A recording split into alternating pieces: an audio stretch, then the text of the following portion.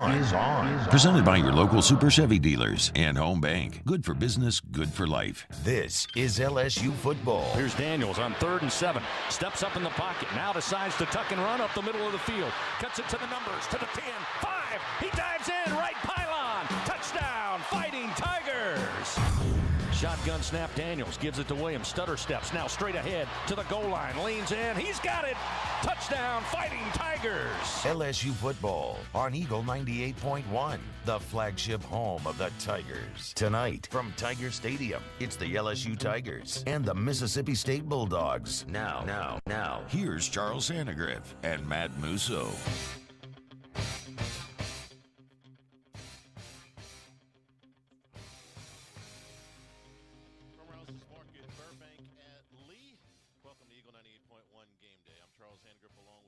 And our entire ESPN Baton Rouge team as we walk you up to kickoff for today's game between the LSU Tigers and the Mississippi State Bulldogs.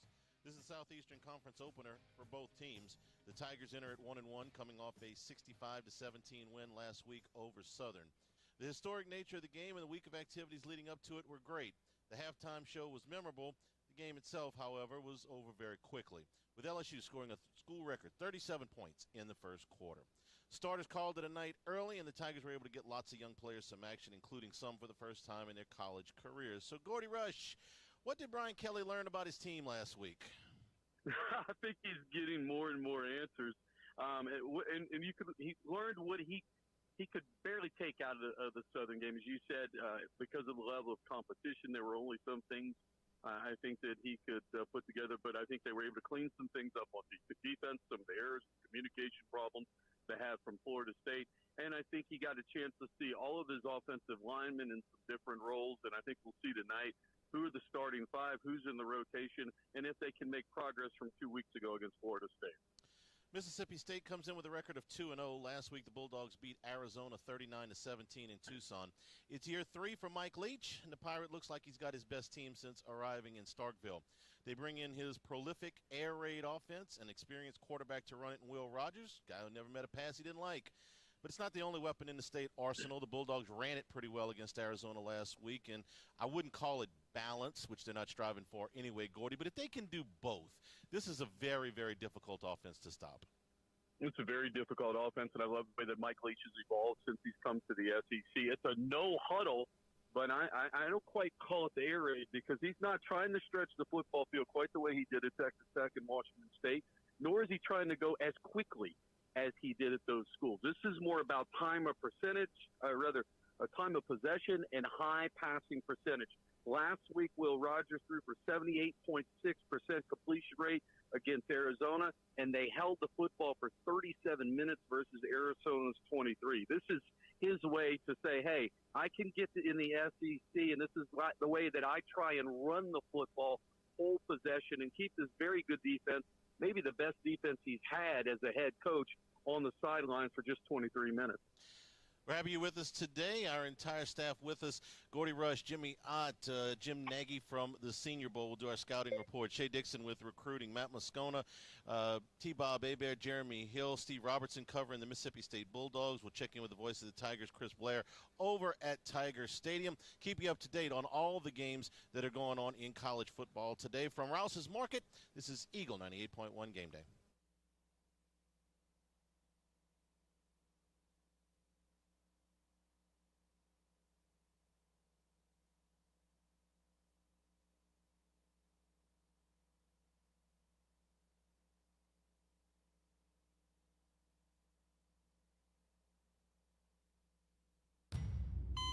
They said I was small, weak, said my heart wasn't strong enough. But I showed them what heart looked like, again and again and again.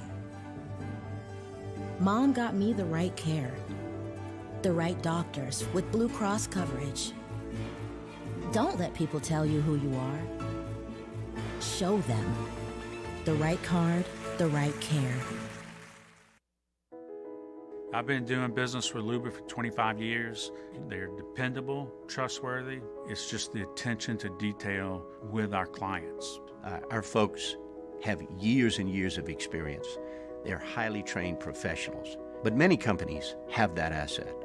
What I'd like to think makes Luba a bit different is that we use those talents in a way that truly is dedicated to serving the needs of the folks who depend on us.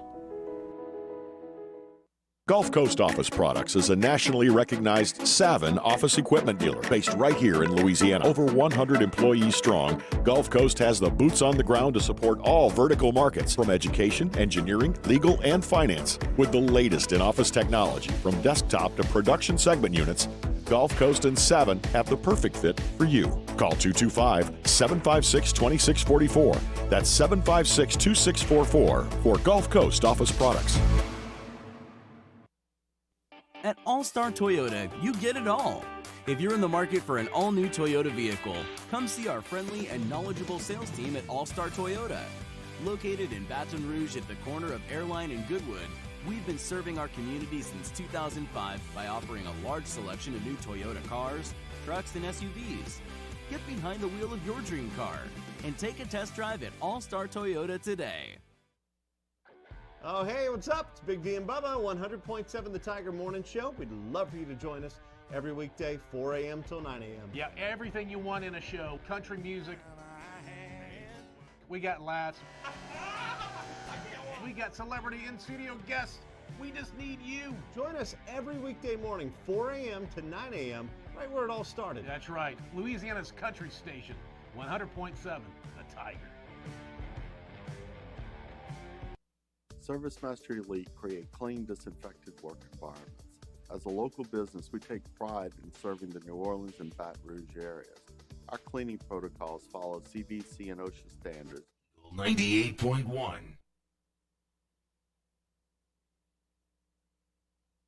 Day Skull Session Defense. Presented by Edward Jones, making sense of investments. Now here's Charles Hanagriff. And from the LSU Sports Radio Network, Gordy Rush.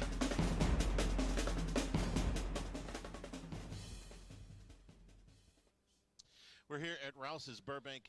Lee, download the app for curbside pickup for all of your tailgating supplies. And remember, at Rouse's, they never run out of ice. So picking up stuff on your way to your tailgate, make it Rouse's just outside of the LSU. Gordy, let's start with LSU's defensive effort and what they're going to do against Mississippi State. You mentioned in the open that this is sort of the evolution of the air raid offense over the last 3 years from Mike Leach in the SEC. Tell me what this offense looks like now compared to what it looked like when he was at Washington State. Well, same formation, same principles. I think there's just more of an effort, a concentration to throw the short passes and the medium passes. And the days of Michael Crabtree stretching the field and a lot of vertical stuff is kind of out the window. I think he realized when he got to the SEC, he was not going to be able to get into high-scoring affairs or in the track meets like you could in the Pac-12 and like you used to be able to do in the Big 12, is that you have to maintain possession of the football. So higher percentage stuff, trying to run the football. And you mentioned in the open, this is his best job of running the ball. But it's the same offense. They're just, I think, keeping the pass selection or short and intermediate.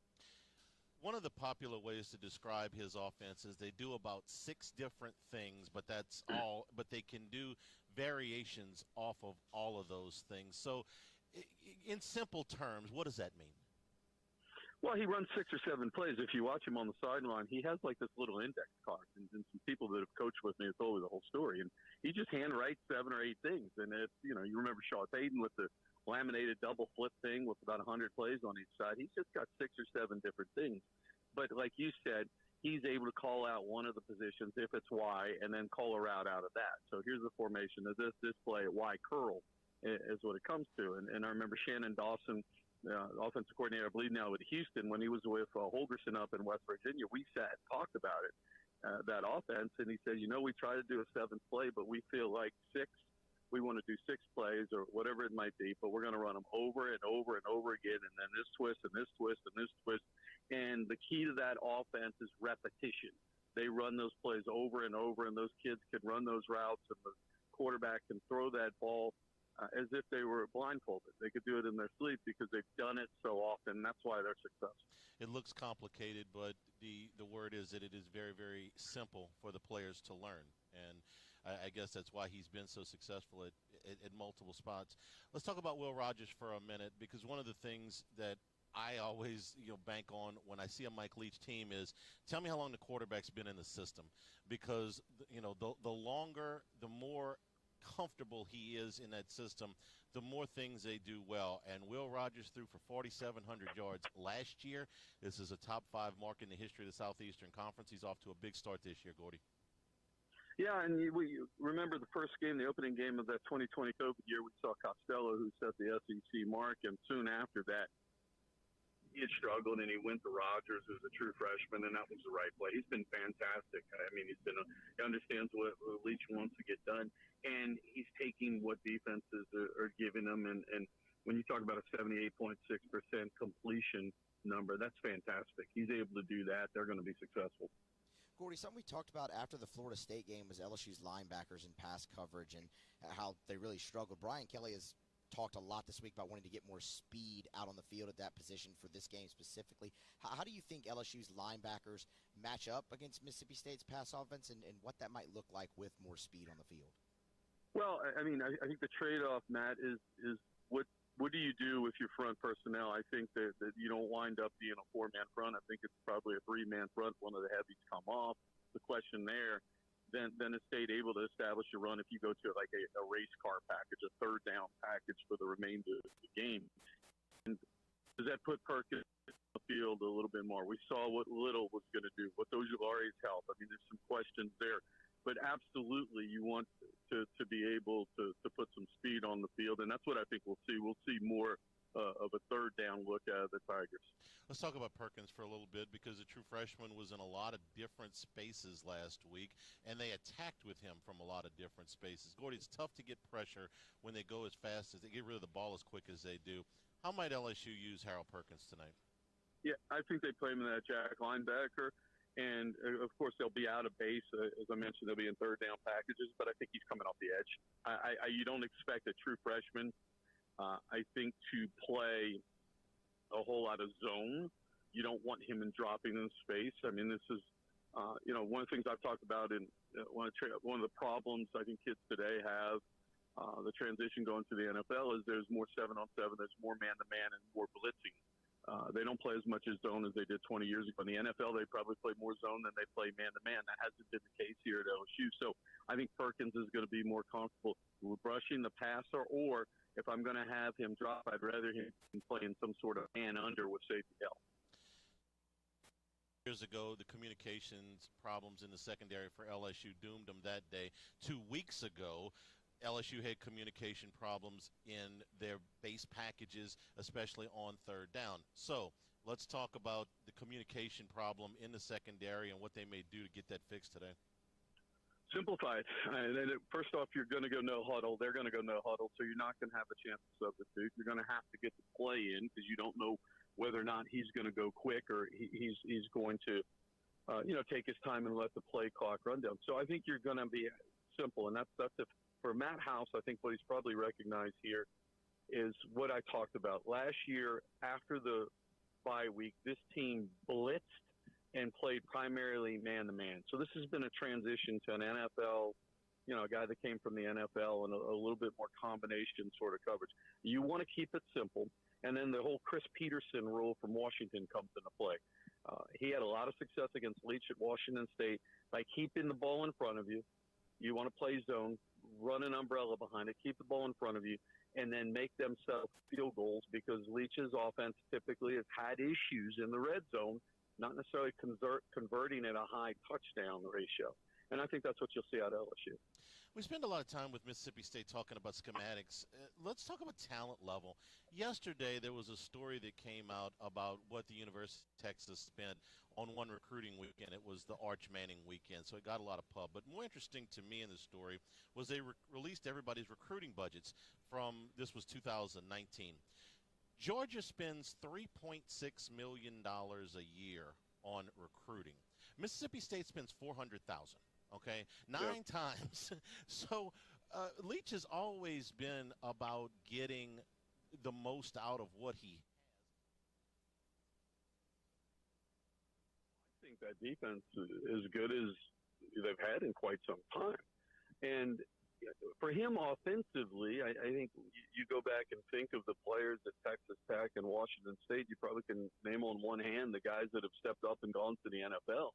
I don't think you need 5 stars to make that happen. You need a quarterback with, I probably played in that system, with certainly a high football IQ, but he's been able to I think get people that played in that scheme, that understand his system. And I go back to the 6 plays and the repetition that are going to buy in and do it over and over again. So you don't necessarily need the 5-star kids, I think, offensively.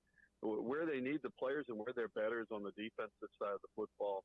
And they've done a really good job, and I know we'll talk about that next segment. No love for Gardner Minshew? What's that? No love for Gardner Minshew? No, I mean, I like the stash. I like the look, but whatever. He's overperformed, but at no point is he an elite quarterback in my opinion. Yeah, no, he's captain backup quarterback in the NFL. They love that guy. No. We're here at Rouse's. We'll take a break. We'll flip sides, talk about the LSU offense against the State defense when we return. This is Eagle 98.1 Game Day. Eli's always been into grilling. It took us a while to see it, but the signs were there. What are you doing, Eli? I knew grilling was my thing. I have been talking about it throughout my career. Happy with the results? I am. Got the new grill from barbecueguys.com. It performed great. My advice, as I always told my boys, do more of what you're born to do. Barbecue Guys, for those who were born to grill. You want cheese on your burger, Pops? I'll take a little cheese. Crime has serious consequences, but anyone can make a mistake. If you find yourself in trouble with the law, know that you have rights, and it's okay to demand them. The law offices of O.C. Brown are here to protect you and your rights. Felony or misdemeanor, DUI or drug charge. No matter what crime you're accused of, you still have rights. Let the law offices of O.C. Brown uphold them. Call 225-343-1111. Your law firm for a lifetime. I've been doing business with Luba for 25 years. They're dependable, trustworthy. It's just the attention to detail with our clients. Our folks have years and years of experience. They're highly trained professionals, but many companies have that asset. What I'd like to think makes Luba a bit different is that we use those talents in a way that truly is dedicated to serving the needs of the folks who depend on us. This summer, meet Acura's heroes of performance.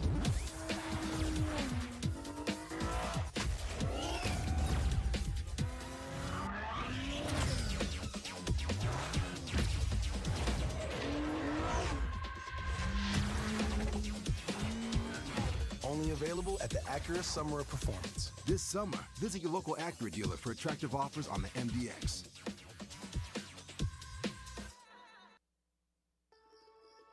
When I was a boy, I spent my days climbing trees, catching fish.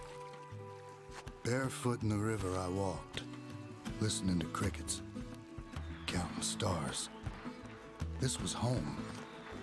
After my stroke, I wondered if I'd make it back to the people and places I love. But I got the right doctors with Blue Cross coverage. Your card matters. Your home does too.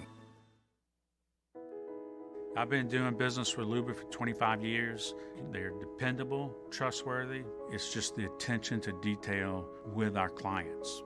Our folks have years and years of experience. They're highly trained professionals, but many companies have that asset. What I'd like to think makes Luba a bit different is that we use those talents in a way that truly is dedicated to serving the needs of the 98.1. Eagle 98.1 Game Day. Skull Session. Offense. Presented by Gulf Coast Bank. Gulf Coast Bank. The bank that cares about you. Now, here's Charles Hanagriff. And from the LSU Sports Radio Network, Gordy Rush.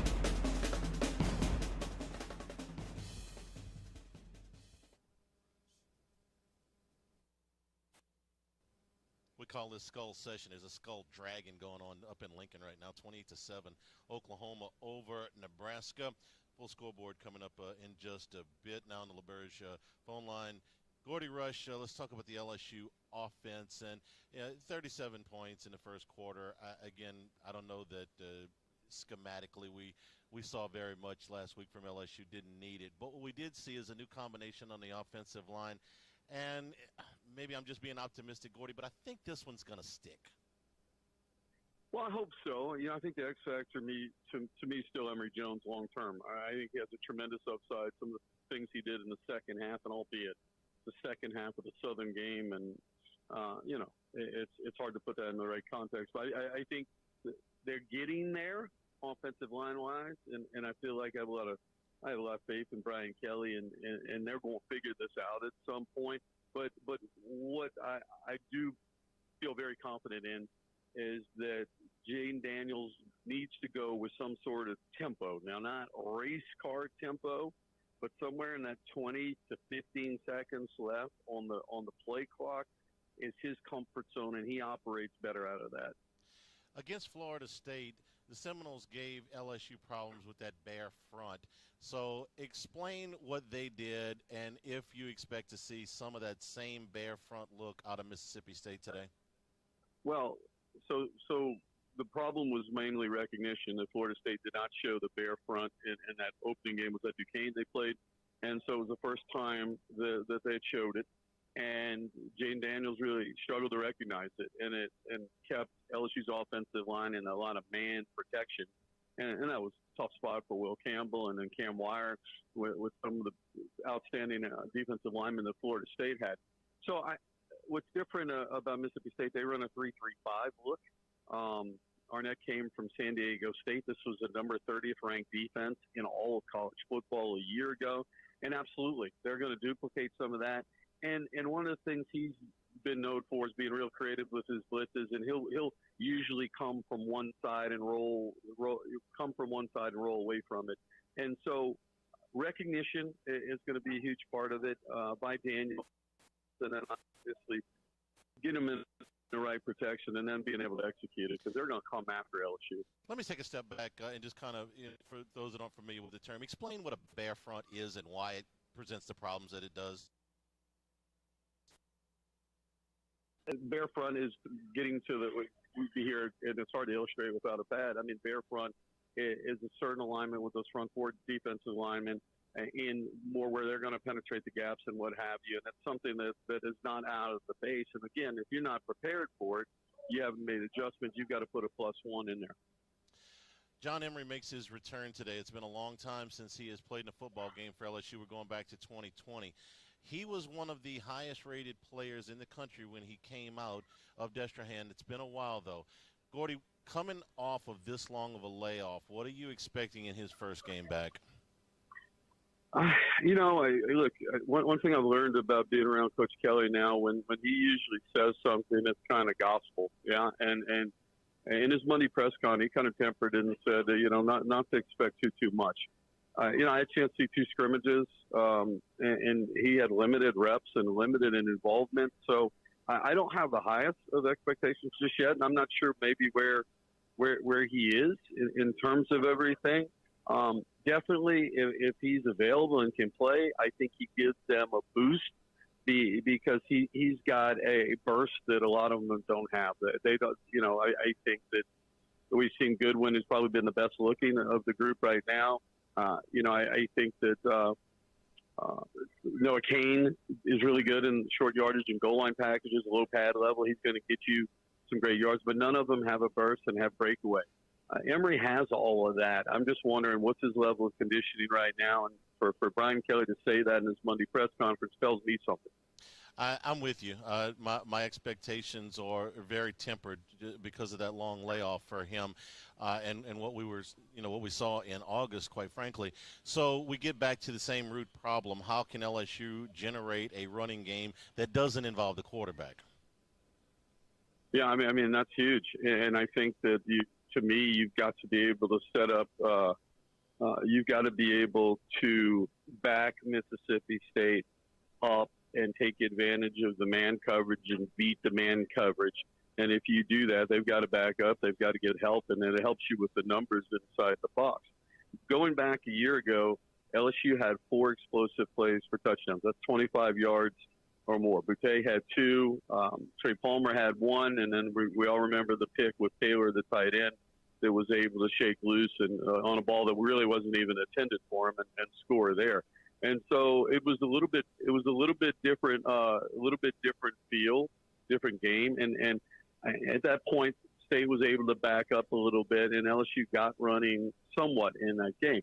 I think that's the key. I think is making blitz. It can stop you for -1 or 2, or if you pick up the blitz, you'll be able to break off a couple big ones. But I don't think you're going to be consistent unless you back him up and force him to play coverage and respect those receivers. A week ago, we were talking about fixing the special teams problems that plagued LSU in the first game against Florida State. They didn't get any kicks blocked last week, Gordy, so that's a positive. What did you see, anything that caught your attention as far as those special team snafus? Yeah, I mean, he addressed them all. New punt returner was in there. Mashburn was in at the wing in place of Mason Taylor, a little bit physical, more bigger body than Mason Taylor. And then to me, and just from the end zone, being down there for some of the PATs, I thought in Florida State, after looking at the film, that the PAT team was ankle to ankle. Rule is you wanted to overlap and kind of be knee to knee. So they were definitely tighter down there. I didn't look at the film of the Southern football game. Point is, they went in there and addressed all of the issues from week 1, so they were better against Southern. All right, last thing, I want to apologize to you. I hadn't talked to you in a couple of days, but I want to apologize to you because everybody that called me to complain about the traffic last week, I just gave them your number. I just passed it all along. Yes. I said, Gordy's going to fix it. So, I know you've talked to LSU officials, and all that's fixed, right?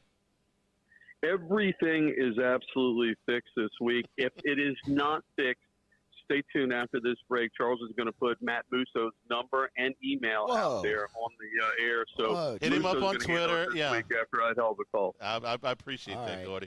All right, have a good call. We'll talk to you after the game.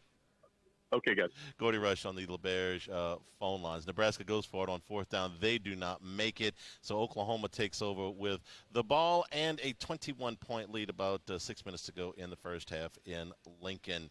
Jimmy Ott joins us when we come back. We'll talk about Otter Locks. That's next. Hear from Rouse's. Don't forget to download the app for curbside pickup on your way into LSU. Pick up all your tailgating supplies, and here at Rouse's, you can get a beer while you shop, draft beer on tap, and they never run out of ice. Ziegel 98.1 Game Day. Oh, hey, what's up? It's Big D and Bubba, 100.7 The Tiger Morning Show. We'd love for you to join us every weekday, 4 a.m. till 9 a.m. Yeah, everything you want in a show. Country music. We got laughs. We got celebrity in-studio guests. We just need you. Join us every weekday morning, 4 a.m. to 9 a.m., right where it all started. That's right. Louisiana's country station, 100.7 The Tiger. ServiceMaster Elite create clean, disinfected work environments. As a local business, we take pride in serving the New Orleans and Baton Rouge areas. Our cleaning protocols follow CDC and OSHA standards for healthcare settings, offices, senior living, restaurants, and industrial plants. Contact ServiceMaster Elite to get your operation ready for reopening with germ disinfection cleaning. ServiceMaster Elite, the trusted choice in professional cleaning since 1996. I am Juliet, daughter of Marguerite, granddaughter of Gabriel Piera. I come from a line of strong women who knew struggle and success too. Still, I was scared by my breast cancer diagnosis, but I had Blue Cross coverage, which meant I got care from top doctors. I'm strong like my mother and her mother before her. The right card, the right care. I'm Jay Ducote. I grew up learning how to cook at LSU tailgate parties and right in my own backyard. And I created JD's Louisiana products to bring that Louisiana flavor to you at home for your backyard cookout. JD's Louisiana barbecue sauce, Louisiana molasses mustard, spicy and sweet barbecue rub, and more are available at your local supermarkets or by logging on to jducote.com/shop. Put in promo code CST for 25% off at checkout. It's no secret. The best oysters in Baton Rouge are at Jolie Pearl Oyster Bar. Enjoy mouth-watering South Louisiana flavor and oysters from all over the country. And don't forget our nightly drink specials.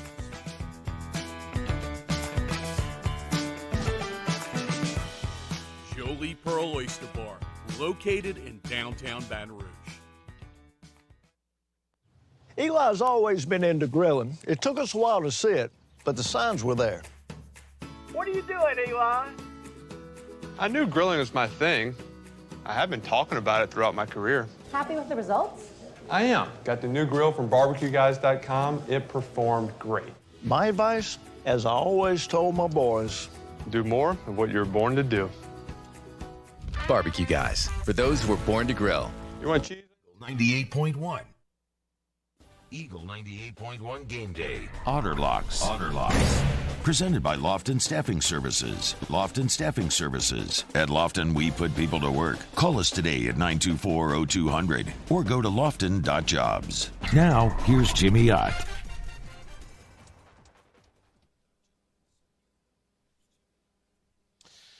Join us on the LaBerge phone line. Jimmy Ott, Otterlocks. Jimmy, good afternoon. How are you? Good afternoon, Charlie. How about you? Fantastic. I'd feel a little bit better if I had been on the other side of Nebraska and Oklahoma. Yeah, me too. Kind of a light early card here. Not a lot of marquee games. More of them coming up later. But this was one. And Nebraska on the first drive of the game couldn't have looked any better. Mark Whipple had Oklahoma on their heels. They march right down the field. They get a wide open Trey Palmer in the end zone. It's 7-0. Big Red's going crazy, and then the roof fell in. Since then, Dylan Gabriel had a 61-yard run to get it going, and it's now 28-7. They did just miss a field goal. Oklahoma did, which is about all they've done wrong since that first drive.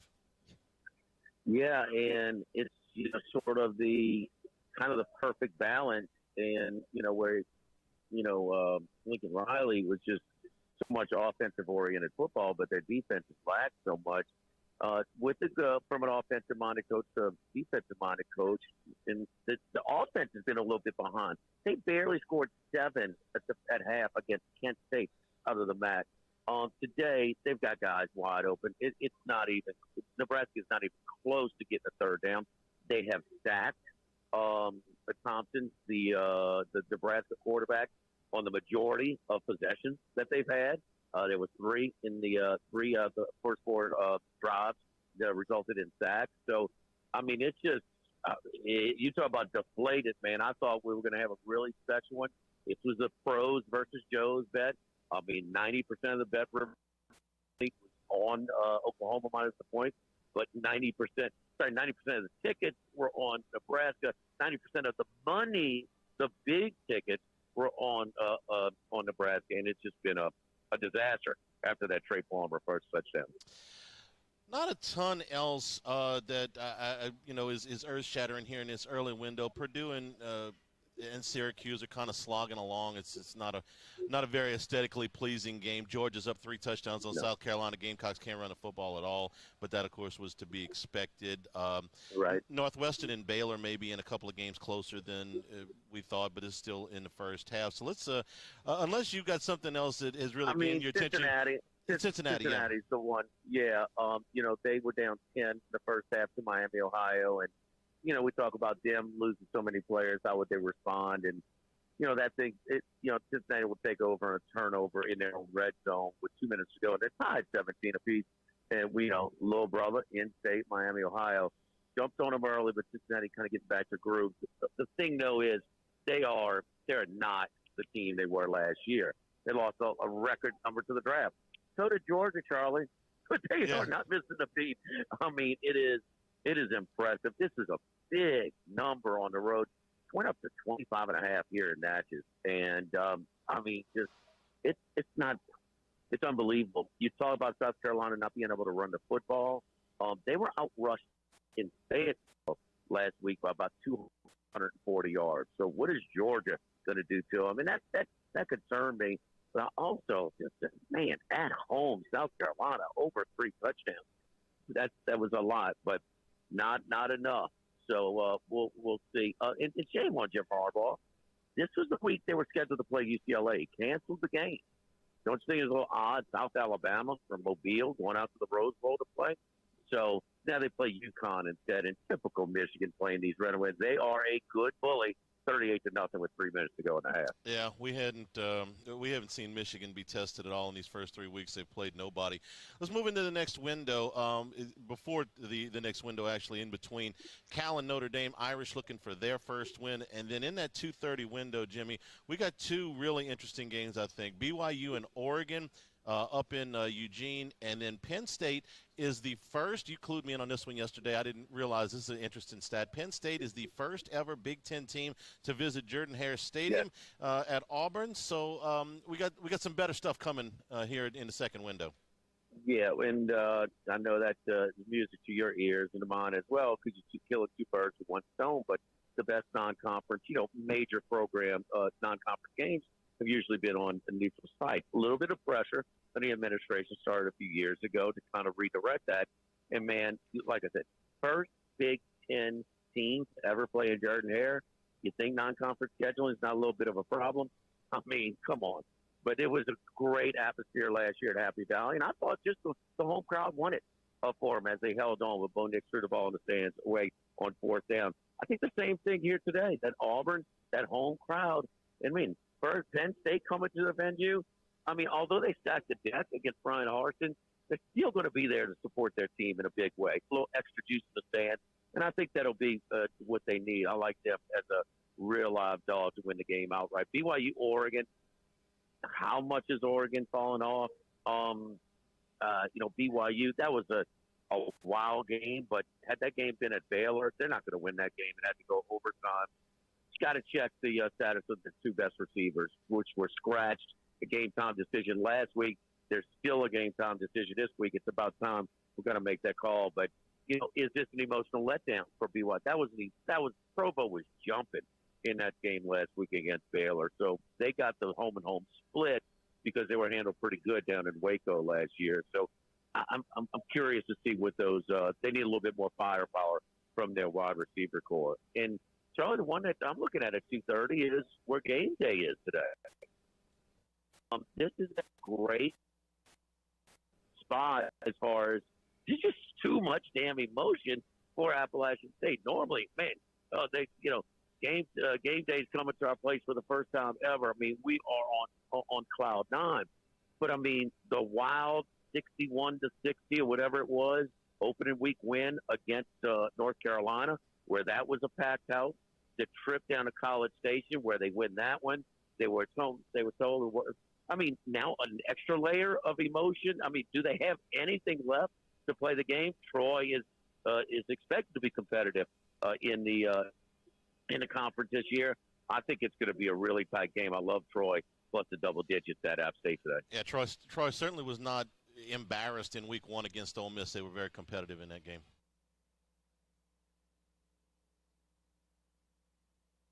Vanderbilt win? Are they cashing those win total tickets? You talking to me? You and a lot of people, Hanny. You're not the only one. I mean, there's plenty of people hoping for a 3rd Vanderbilt win today. Charlie, where does Vandy play South Carolina? That's going to be an interesting one as well. Maybe a quarterback switch today for Vanderbilt as they put him in late last week and kind of got some people talking a little bit. And keep in mind at Hawaii, that win may be a little bit deceiving as Hawaii, by all my colleagues, have placed them dead last in Division I on their power rating. So Northern Illinois won.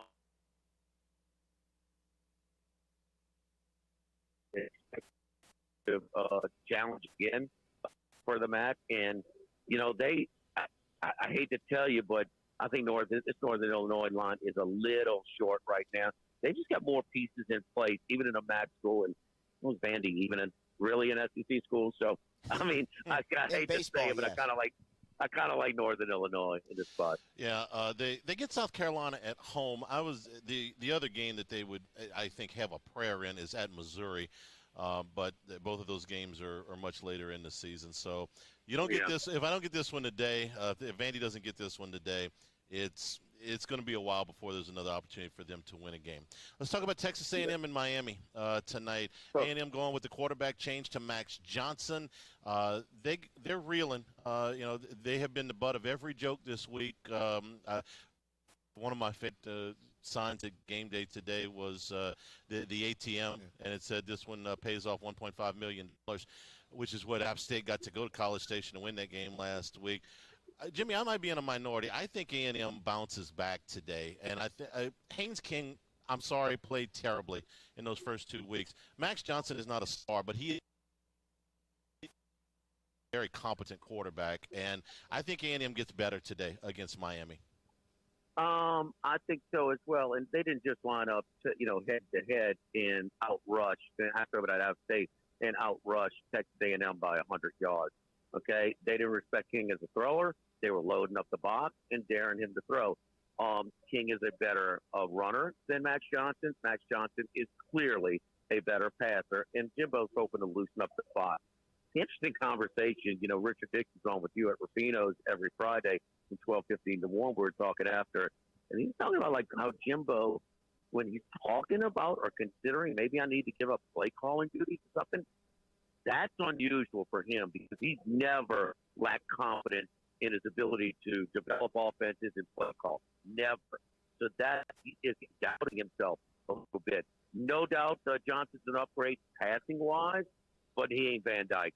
And Van Dyke is real. And it's a real test for Van Dyke in Miami, quality opponent in a kind of a looking to get right type of thing. I'm looking for an inspired effort. I'm looking for a big crowd, but they need to start quickly for A&M to do it. This was scary, Charlie. I understand you bounce back theory, then it's not bad because early on in the season you weren't playing less than a touchdown on the advance line in this matchup. Otto, the other Power 5 matchup in the night window, Michigan State travels up to UW, but neither of these teams have been tested. You talk about Michigan playing cupcakes. These two teams, man, they're non-conference rivals it so far. But Michael Penix has been pretty good for Washington so far. Looking at the Huskies, -3.5 here. Yeah, he and Kellen DeBoer reunite. One of these reuniting where they shared some time together, like we're seeing with Rhett Lashley and Dylan Gabriel for Oklahoma today. They were at Indiana that COVID year when they were really good, and so Penix. Penix at Washington has had a very good start. I mentioned Dylan Gabriel in Oklahoma because they have a common opponent. They play Kent State. Yeah, Kent State's not a world beater, Musso, but Oklahoma looks doggone good on offense, and Washington moved the ball way more effectively than that same Kent State defense. This is a spot the rankings they're useless. Minus, you get a chance to take advantage of this. Unranked team or favorite over a ranked team, 3.5, and favored by the 11th ranked team. So Michigan State with the Michigan fortunate with a horrible call against Hutchinson right before half across Michigan 7. They were also fortunate they didn't have to put Kenny Pickett in the bowl game. They got the backup. And I just think that they're falling off. Kenny Walker's gone. All of a sudden, the same quarterback with the assisted running game can't throw the ball as effectively. Looking like it's going back in style where they're more defensive oriented than they were offensive like last year. I like Washington in tailgating, baby. So it's unranked versus ranked. It's usually an auto play, and it is today. All right, Jimmy, what's your favorite pick? Give everybody one pick, your favorite pick the rest of the day. I'm gonna go. I'm gonna go with Texas San Antonio. Texas, although the loss, there was a lot of emotion in that game. Of all the games, we had a great Saturday last week. I would say that game was, even though it wasn't the outcome we were looking for, and there were some other ones, I think that was the most entertaining game, and that was the best atmosphere of all of college football last week. So here comes little UTSA in there. They've had some long games as well, back-to-back road games.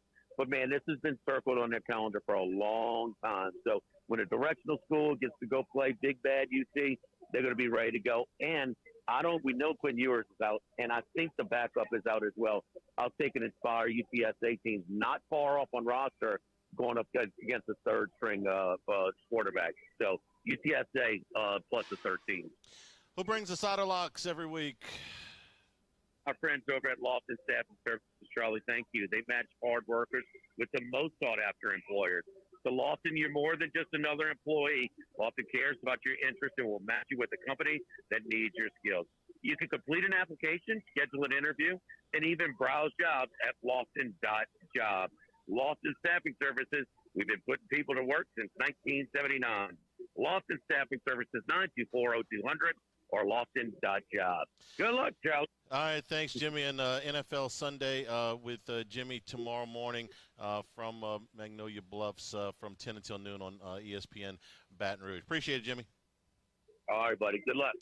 And we will take a break, come back and get you up to date on all of the scores. It is ugly in Lincoln, Nebraska right now for the home team. This is Eagle 98.1 Game Day.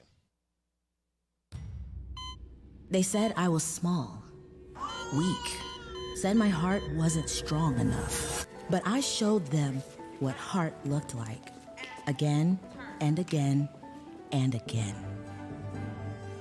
Mom got me the right care, the right doctors with Blue Cross coverage. Don't let people tell you who you are.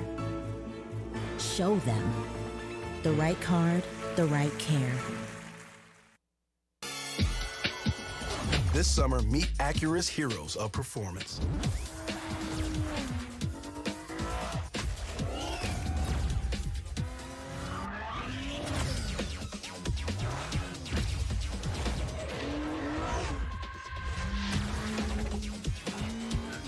Only available at the Acura Summer of Performance. This summer, visit your local Acura dealer for attractive offers on the MDX. I've been doing business with Luba for 25 years. They're dependable, trustworthy. It's just the attention to detail with our clients. Our folks have years and years of experience. They're highly trained professionals. But many companies have that asset. What I'd like to think makes Luba a bit different is that we use those talents in a way that truly is dedicated to serving the needs of the folks who depend on us. Gulf Coast Office Products is a nationally recognized Savin office equipment dealer based right here in Louisiana. Over 100 employees strong, Gulf Coast has the boots on the ground to support all vertical markets, from education, engineering, legal, and finance. With the latest in office technology, from desktop to production segment units, Gulf Coast and Savin have the perfect fit for you. Call 225-756-2644. That's 756-2644 for Gulf Coast Office Products. At All-Star Toyota, you get it all. If you're in the market for an all-new Toyota vehicle, come see our friendly and knowledgeable sales team at All-Star Toyota. Located in Baton Rouge at the corner of Airline and Goodwood, we've been serving our community since 2005 by offering a large selection of new Toyota cars, trucks, and SUVs. Get behind the wheel of your dream car and take a test drive at All-Star Toyota today. Oh, hey, what's up? It's Big D and Bubba, 100.7 The Tiger Morning Show. We'd love for you to join us every weekday, 4 a.m. till 9 a.m. Yeah, everything you want in a show. Country music. We got laughs. We got celebrity in-studio guests. We just need you. Join us every weekday morning, 4 a.m. to 9 a.m., right where it all started. That's right. Louisiana's country station, 100.7 The Tiger.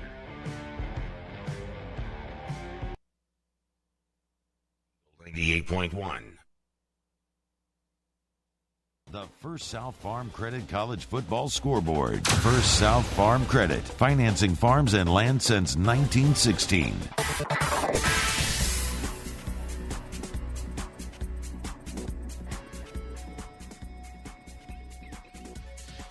Start off with Virginia Tech leading Wofford 27-7. That game started early, so they are already deep into the fourth quarter.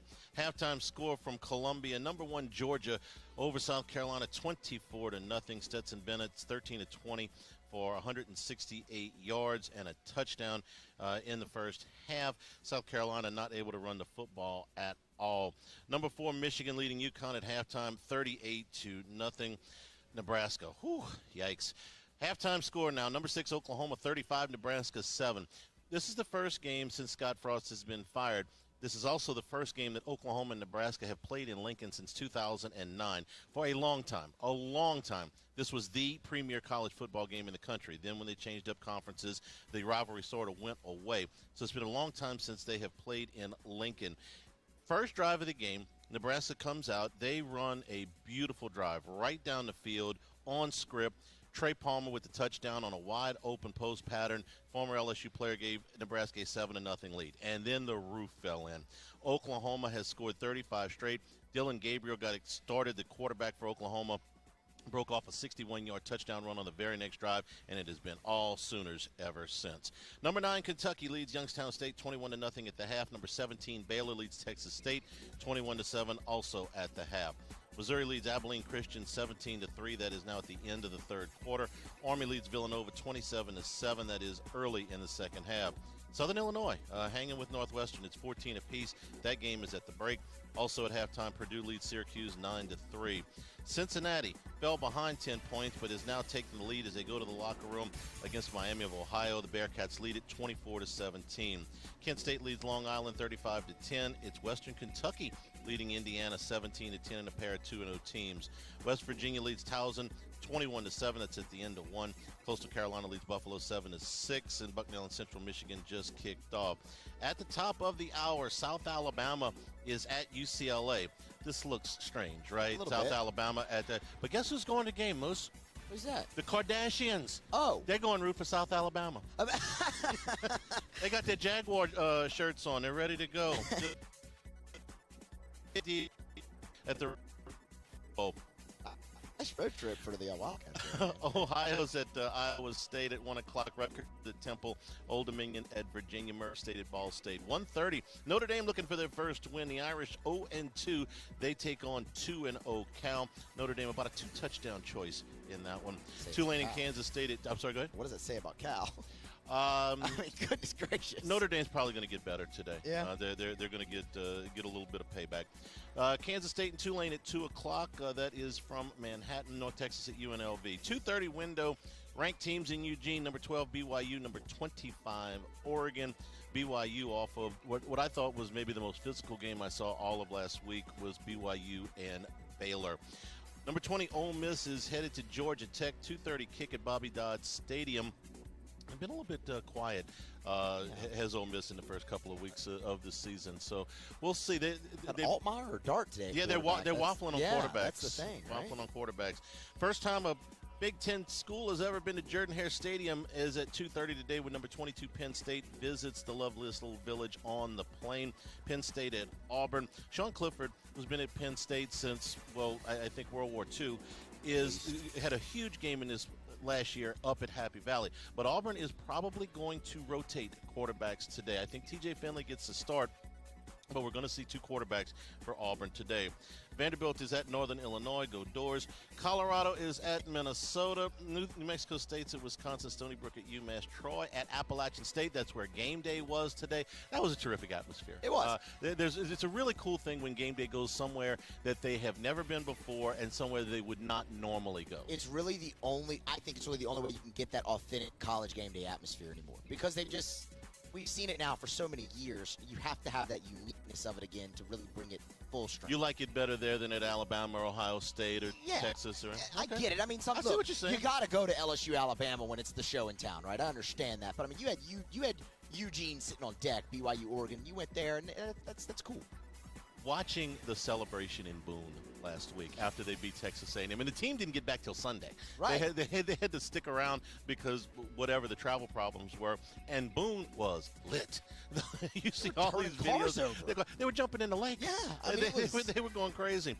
Georgia Southern's at UAB. 3 o'clock kick, UL Monroe at Alabama. 3 o'clock kick also for Kansas at Houston. Watch the Jayhawks. Little life. They've got a quarterback named Jalen Daniels. Not Jalen Daniels. Top 25 guy in the country in passing. Also a very capable runner. Lance Leopold, good coach. Nebraska, if you're listening. UT Martin's at Boise State. 4 o'clock kickoff for Liberty at number 19 Wake Forest. Colorado State at Wazoo. Marshall at Bowling Green. 5 o'clock kickoff, of course, for our game here in Baton Rouge, as well as North Carolina A&T at Duke. If my sister-in-law is listening, I think your Blue Devils are going to win today. Campbell is at East Carolina. 6 o'clock kickoff for Toledo at number 3 Ohio State. Arkansas Pine Bluffs at Oklahoma State. Missouri State at number 10 Arkansas. Akron at number 15 Tennessee. Interesting non-conference game here in Raleigh. Texas Tech and number 16 NC State. Texas Tech escaped Houston last week. You look at the box score, though, and they really dominated that game. They had some screwy things happen to them. They had an 18-play drive that ended in a missed field goal. They threw a pick six. They threw an interception at their own 8-yard line. Texas Tech is a very live dog here, in my opinion, against North Carolina State. Good test against that NC State defense. Yeah, Texas Tech, number 1 passing team in the country, over 400 yards a game. Jacksonville State's at Tulsa. Northwestern's at Southern Miss. Northwestern State's at Southern Miss. Arkansas State at Memphis. Charlotte at Georgia State. Tennessee State at Middle Tennessee. The matchup that we were talking about last segment, number 11 Michigan State is at Washington.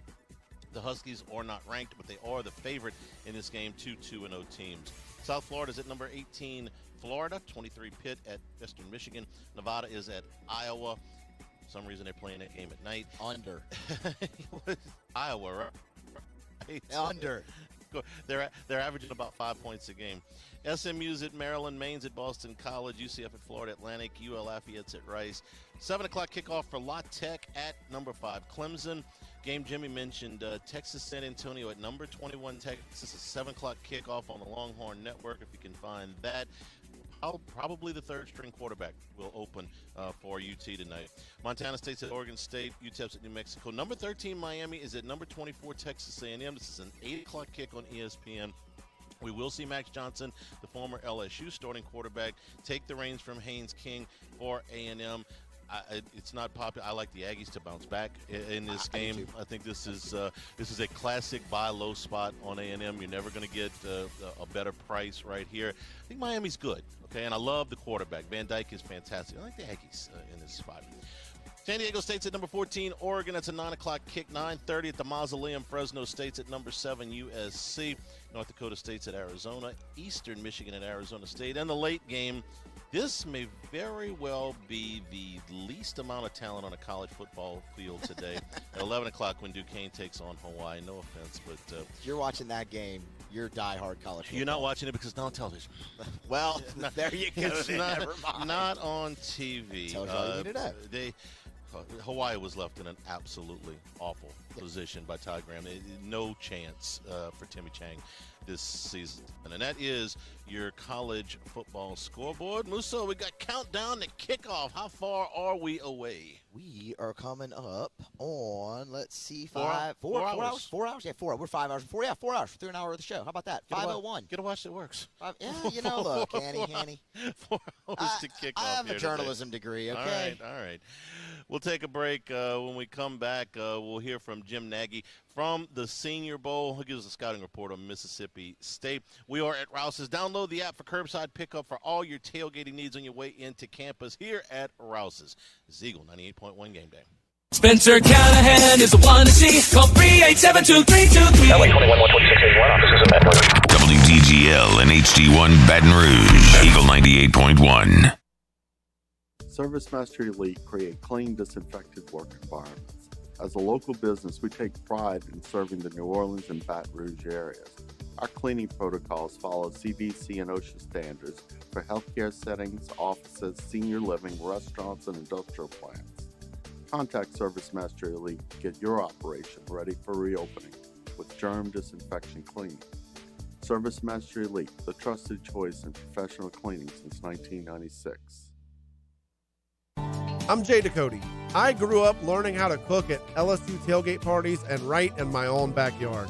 And I created JD's Louisiana products to bring that Louisiana flavor to you at home for your backyard cookout. JD's Louisiana barbecue sauce, Louisiana molasses mustard, spicy and sweet barbecue rub, and more are available at your local supermarkets or by logging on to jducote.com/shop. Put in promo code CST for 25% off at checkout. It's no secret. The best oysters in Baton Rouge are at Jolie Pearl Oyster Bar. Enjoy mouth-watering South Louisiana flavor and oysters from all over the country. And don't forget our nightly drink specials.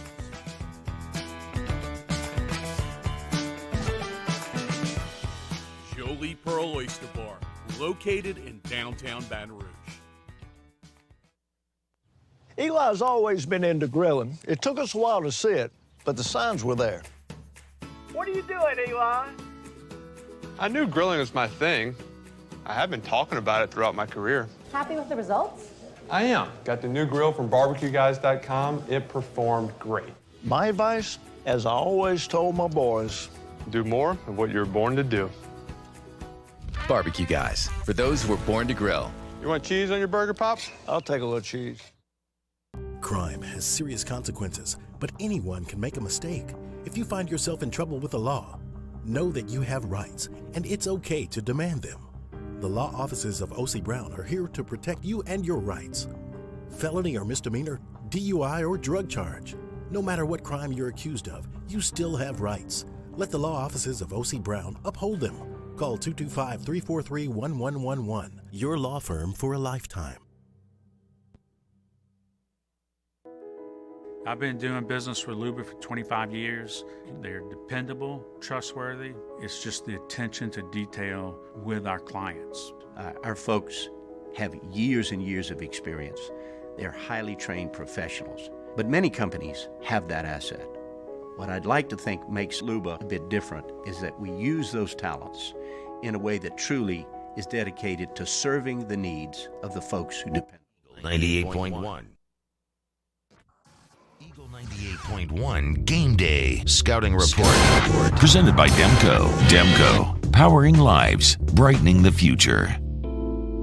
Back here from Rouse's Burbank and Lee, it's Eagle 98.1 Game Day, creeping ever closer to kickoff between LSU and Mississippi State. Head over to the opposite sideline now, preview some of the key players for the Bulldogs. For that, we welcome in the executive director of the Reese's Senior Bowl. That is Jim Nagy. Jim, as always, thank you for the time. How are you? I'm doing great. Thanks for having me back on this week. Absolutely. We always appreciate it. Look, let's start with Mississippi State. Let's look at the defensive side of the ball, really. I know everybody's focus always on the offense, but, man, it's a really nasty physical defense, specifically up front. Talk about a few guys there. I want to start with a homegrown kid from A-Meet, Tyrus Wheat, who obviously started in a junior college, has transferred over to Mississippi State and has made one heck of an impact since doing so for Mike Leach's team. How do scouts view Tyrus Wheat? Yeah, Tyrus is a little bit of a tweener. I think if you kind of think back in the Pittsburgh Steelers mold of what they've played with at outside linebacker over the years with like the Lamar Woodley type of guys, they've always played with kind of sawed-off outside linebackers, and Tyrus is in that mold. You know, he's 6'1" and change, kind of pushing on 6'2", 265, 270 pounds. Good football player. He does a nice job on the run, setting the edge. And what we've noticed this year, where he's really taken this game to the next level, it looks like he's worked on his flexibility. Like just in terms of turning the corner, bending the edge as a pass rusher. That's really not something that's been part of his game in previous years when we've watched Tyrus, and we've been watching him for a couple of years now since he came out of JUCO. So, violent player, plays really hard, high effort guy. He's always had that. But this year's tape in these first couple games, he looks more athletic. Brian Kelly on Monday, when singling out Tyrus Wheat, kind of mentioned he has the ability to play all over the field and that Mississippi State will move him around. Is there one position maybe that y'all look at him more favorably at? Yeah, like I said, he's a tweener, so he's not going to fit every team. I think that he fits best as a 3-4 outside linebacker at the next level if you're more of an odd front defense. They do move him around smartly because he's a good football player and he can find the football and he plays hard. So regardless of where you line him up, he's going to get to the football with his effort. But yeah, when we're looking forward to the next level, what he projects best to be in the NFL, to me, it would be an odd front edge player. Moving to the interior of the defensive line, a couple guys, one of them who's a grad student in Jaden Crumedy, and then you have Cameron Young, who's taking advantage of COVID year as well. Let's start with Crumedy. How does the 6'5", 315-pound guy maybe impact the game against LSU? Yeah, these guys are different. We saw what the LSU, the trouble they had week one versus the Florida State inside duo, of Lovett and Cooper. These guys are a little bit different in the sense that they're bigger, longer bodied guys. And in Crumedy, they're both, he and Cameron Young, they're both 6'3.5". They're both about 315 pounds. Crumedy is a guy that's very instinctive. I think the biggest thing with Jaden Crumedy that sticks out is he always knows where the ball is going. And when he's engaged on blocks, whether it's, whether he's getting side pressure, he's getting help from a guard or a center or a down block from a tackle, like he feels pressure really well. He fights pressure well. And he just does a nice job of holding up in there, regardless of how many hats you're putting to him. So really productive inside player. You don't get a lot of tackle production from inside guys, and Crumedy's just an instinctive player that finds his way to the football. I mean, you look at Cameron Young as well. You mentioned they're longer guys. I mean, he's very similar in size to a Jaden Crumedy, and coming off a really, really solid year, and he's off to a very solid start in now his senior campaign in the Bulldog uniform. Yeah, what makes Cameron a little different than Cameron Young different than Crumedy is the arm length. Now, like they're almost identical height and weight, but Crumedy's arms are around 33 inches, and Cameron Young's the NFL scouts had him last spring when they measured him at 35 1/8, which is incredibly long for an inside player. I mean, that's going to be as long as any interior defensive lineman in this year's draft class. So his big thing is he's good with his hands and he uses his length. So it's hard to engage him. Those LSU interior guys are going to be out length all day against this guy. So the key thing will just be getting on him fast, right off the snap. Do not let him win off the snap with his hands, because if he does, he's going to lock you out. It's going to be hard to. It's going to be a long day. It's going to be a long day for you if you don't get your hands on him quick. So, it's two good inside guys. Maybe not to the level of Jeffrey Simmons, who's a Pro Bowl player now for the Tennessee Titans. Not that level of draftable guy, but both Crumedy and Young are draftable players, as is Tyrus Wheat. So they're going to have three NFL players up front, and that's going to give LSU plenty to handle on Saturday. You kind of mentioned earlier when I first asked you about him, kind of compared him to the Florida State guys that we mentioned in week one. They're longer and whatnot. Would you say it's a less favorable matchup for LSU, or no? Is it just a less favorable matchup for LSU this week there than it was week one, maybe with those two guys, albeit different players? Well, they're just different. It's just different guys to block. I mean, those other two guys were.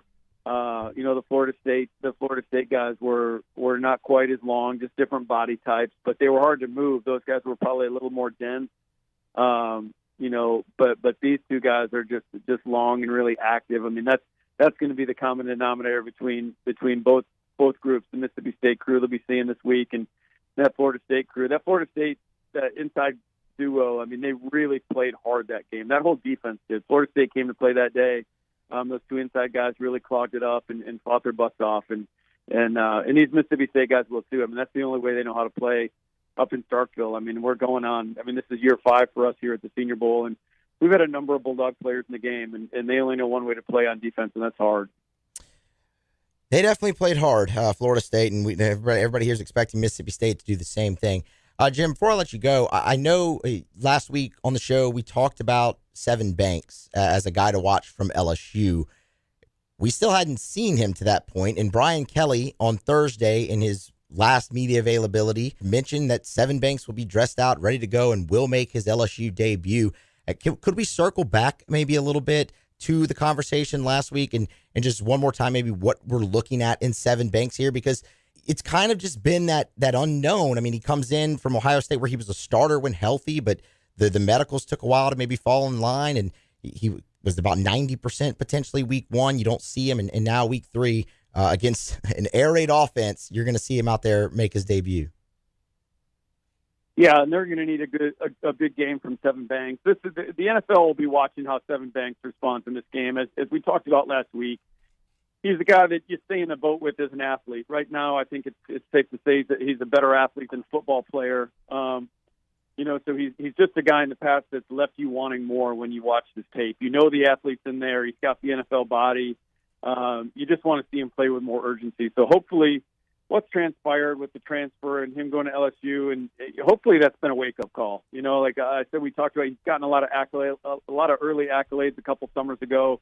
Some of the media people were putting him in mock first-round drafts, and unfortunately some players listen to that stuff. And I don't know if he did or not. Maybe he did, maybe he didn't. But he doesn't play like a guy.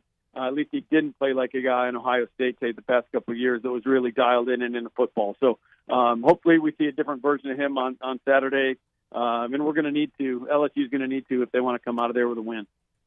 Is that a guy that could potentially, I mean, you mentioned the mock first-round draft. Is that a guy who could potentially play his way back to that spot this year, or is it going to be more of a climb just because of what you said with sometimes it doesn't always look like he's totally focused?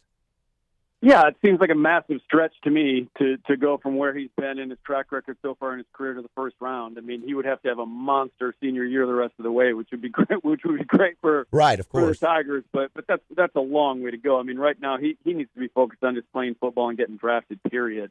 To me, that would be my main focus, to get all the way up the first round. Again, some of those mock draft stuff is kind of nonsense, but. No, he's got physical talent. We just hope it materializes on the field this year. Jim Nagy, Executive Director of the Reese's Senior Bowl, with us every Saturday here on Eagle 98.1 Game Day, previewing the competition, scouting the competition. Jim, we appreciate it as always, and we'll talk to you next week. All right, have a great weekend, fellas. You do the same. We'll be back here from Rouse's on Burbank and Lee with more. This is Eagle 98.1 Game Day. I've been doing business with Luba for 25 years. They're dependable, trustworthy. It's just the attention to detail with our clients. Our folks have years and years of experience. They're highly trained professionals. But many companies have that asset. What I'd like to think makes Luba a bit different is that we use those talents in a way that truly is dedicated to serving the needs of the folks who depend on us. Gulf Coast Office Products is a nationally recognized Savin office equipment dealer based right here in Louisiana. Over 100 employees strong, Gulf Coast has the boots on the ground to support all vertical markets, from education, engineering, legal, and finance. With the latest in office technology, from desktop to production segment units, Gulf Coast and Savin have the perfect fit for you. Call 225-756-2644. That's 756-2644 for Gulf Coast Office Products. At All-Star Toyota, you get it all. If you're in the market for an all-new Toyota vehicle, come see our friendly and knowledgeable sales team at All-Star Toyota. Located in Baton Rouge at the corner of Airline and Goodwood, we've been serving our community since 2005 by offering a large selection of new Toyota cars, trucks, and SUVs. Get behind the wheel of your dream car and take a test drive at All-Star Toyota today. Oh, hey, what's up? It's Big D and Bubba, 100.7 The Tiger Morning Show. We'd love for you to join us every weekday, 4 a.m. till 9 a.m. Yeah, everything you want in a show. Country music. We got laughs. We got celebrity in-studio guests. We just need you. Join us every weekday morning, 4 a.m. to 9 a.m., right where it all started. That's right. Louisiana's country station, 100.7 The Tiger. I am Juliette, daughter of Marguerite, granddaughter of Gabriel Piera. I come from a line of strong women who knew struggle and success too. Still, I was scared by my breast cancer diagnosis, but I had Blue Cross coverage, which meant I got care from top doctors. I'm strong like my mother and her mother before her. The right card, the right care. ServiceMaster Elite create clean, disinfected work environments. As a local business, we take pride in serving the New Orleans and Baton Rouge areas. Our cleaning protocols follow CDC and OSHA standards for healthcare settings, offices, senior living, restaurants, and industrial plants. Contact ServiceMaster Elite to get your operation ready for reopening with germ disinfection cleaning. ServiceMaster Elite, the trusted choice in professional cleaning since 1996. I'm Jay Ducote. 98.1. Eagle 98.1 Game Day. Recruiting with Shay Dixon from On3 Sports. Presented by Shell. Shell is the rhythm of Louisiana.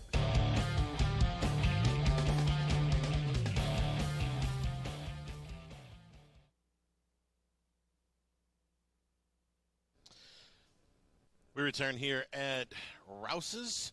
Download the app for curbside pickup here. Burbank at Lee on your way into tailgating at Tiger Stadium. Remember, we ain't ever running out of ice here at Rouse's. Let's bring in Shay Dixon from On 3. Shay, good afternoon. How are you? I'm doing well, Charlie. How are you? Great. Before we get into the visit list and where LSU is, I want to ask you about a story that came out, I think it was Thursday, about what Texas spent on Arch Manning's visit and the visit weekend, which was, I think, somewhere in the area of $280,000 for the weekend. It's a really nice vacation, Shay. But along with that article came the published reports of how much everybody was spending on recruiting. Georgia leads the nation. This is from 3 years ago, $3.6 million a year in recruiting. LSU was seventh, $1.6 million a year in recruiting. But there were some fascinating details in this to me. For instance, I would have never guessed that Minnesota spent more money on recruiting than Ohio State did, or that Rutgers spent more than Auburn. What did you take from this story that came out? I know none of this came as a surprise to you. You've covered the recruiting for so long, but I think this probably opened a lot of eyes into the world of recruiting for people when this story hit. Yeah, I think it would open a lot of eyes if everyone saw even 3 years later how much all of these programs are spending. It caught me off guard. I think the first time I read it, I thought it was like Arch and 8 other visitors or something like that, but I missed the 8 others, and I was like, they spent $280 just to host him. Now, is that money well spent? I don't know. If he ends up being a generational quarterback, maybe so. But yes, these remind me when stories like this come out and you really get to see kind of how much they're putting into it. It reminds me of the early 2000s, and some people who follow recruiting will remember this. Willie Williams, who played, it's a 5-star, played kind of a few colleges, but he was taking all these official visits, and he would kind of blog to the Miami Herald about what each visit was like, and it was lobsters and steak, and the menu only said market price, and they said, you don't worry about it and get 5 of them. And that's I don't think we've changed all that much from then. Some of it's just out more in the open, but I'm curious, Charlie, if moving forward, and I think the answer here is no, if any of these schools care that everybody says, wow, this is how much you spent. We read the article, we've seen the data. I think they're only going to continue to spend more and more, because this was kind of the theme coming out of, they had like a big personnel seminar up in Nashville before the season, and every school was there. And all of them said in these meetings, Charlie, well, we wouldn't do X, Y, and Z if Bama didn't do it and Georgia didn't do it. But we have to, because when the kids go there, they expect it when they come here. So it's a bit of a never-ending rat race, I think, where no one's going to let up. Shay, this is going to sound outlandish, but if it's me, I think it's money well spent. Hear me out, okay? Not that you have to give 17 and 18-year-old kids all the lobster they can eat and a room at the Four Seasons, but if you think about it from this standpoint, LSU's athletic budget is roughly $150 million this year, give or take, okay? We're talking about less than 1% of expenses here for $1.6 million to fund the program that funds the entire athletic department. And we all know that if the football program doesn't do well, the rest of the athletic program doesn't do well. What business owner, and I'm going to call it a business, wouldn't spend less than 0.5% essentially on, and this is going to sound terrible, but I'm going to say it anyway, on personnel and supplies? Because that's what this is. It's personnel and supplies for the football team. And the football team runs the financial engine of the athletic department. And I think you've made the point to answer the question of, if people are reading all these numbers, Charlie, and they say, well, that's ridiculous. Do these ADs not step up? No, none of them are stepping in, because they know exactly what you just said of the answer to football, especially at these big SEC schools, like it or not, is always going to be yes. There's never going to be a no. So whatever you need to get done to continue, what is the lifeblood of the program, recruiting, the answer will be yes. Okay, and I'm going to bring this up because they're here today, but Mississippi State spent $435,000 on their recruiting budget in 2019, all right? LSU spent 4 times that. Georgia spent 9 times that. And so if I'm arguing the other side of this, I'm saying, hey, wait a minute. Mississippi State spent 1/4 of what LSU spent, and here we are today in Tiger Stadium, and the Bulldogs are favored, and they're almost certainly going to have a better season than LSU. And you go, well, how happened? I would say it's worse that they spent $400,000 and the next year they went out there and beat the brakes off of a team coming off national championship. That would be that's worse for me.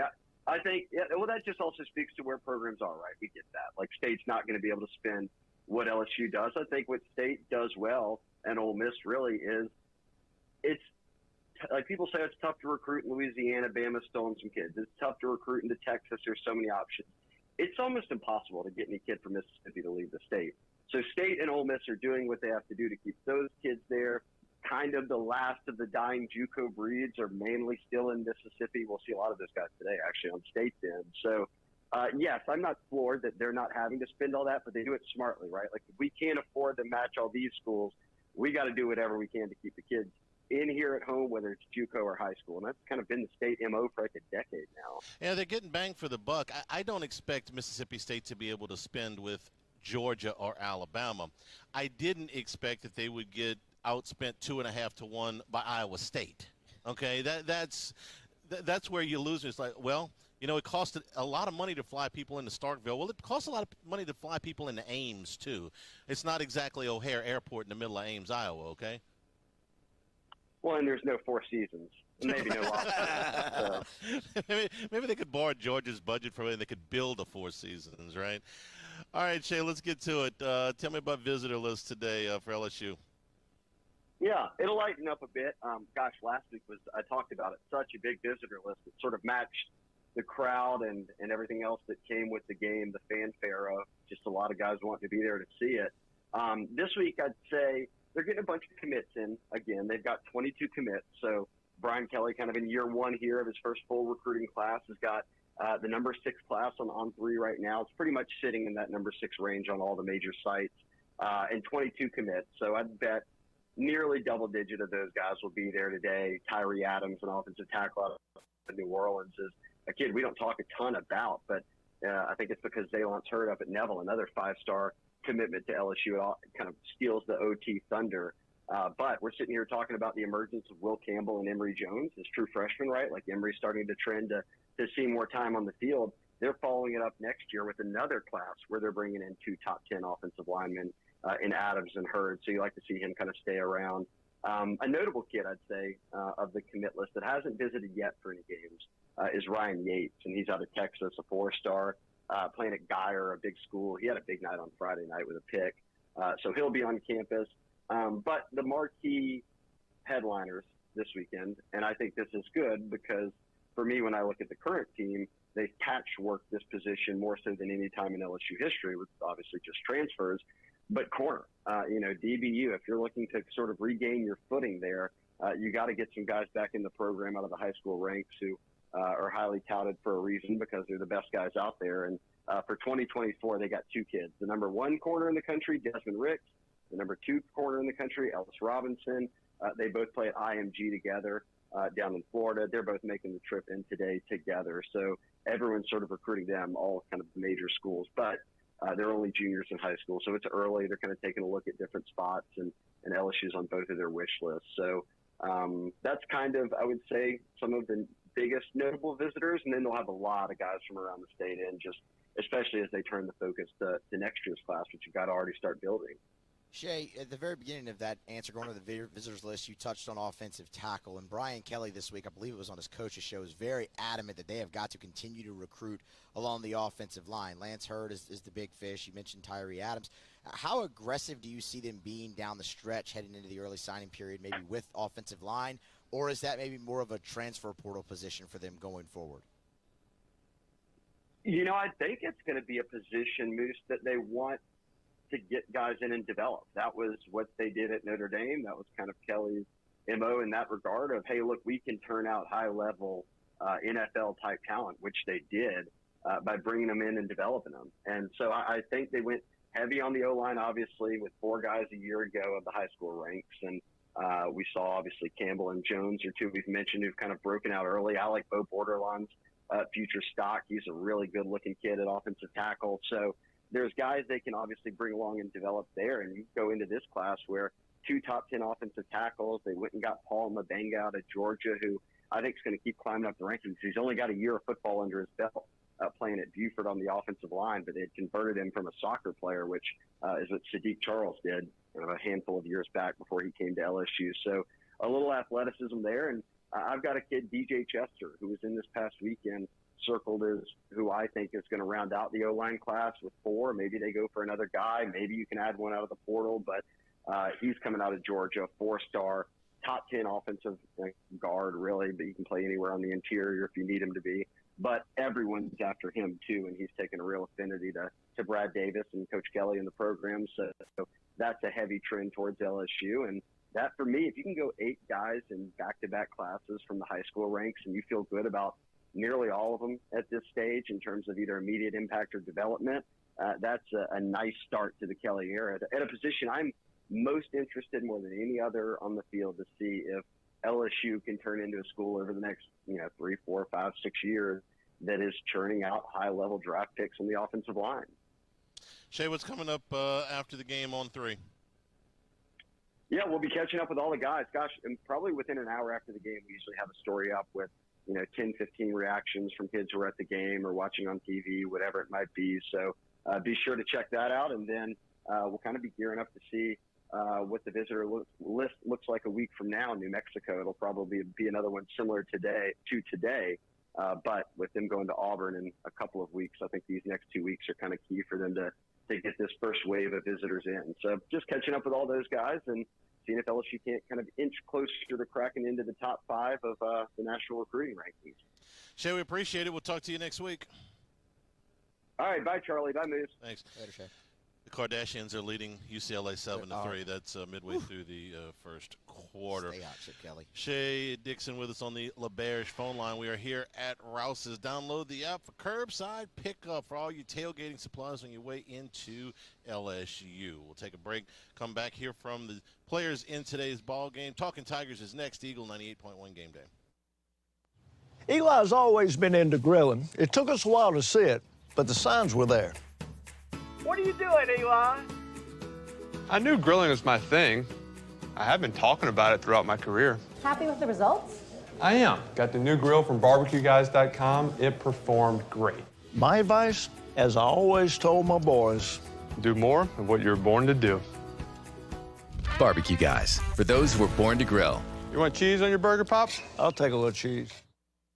Crime has serious consequences, but anyone can make a mistake. If you find yourself in trouble with the law, know that you have rights, and it's okay to demand them.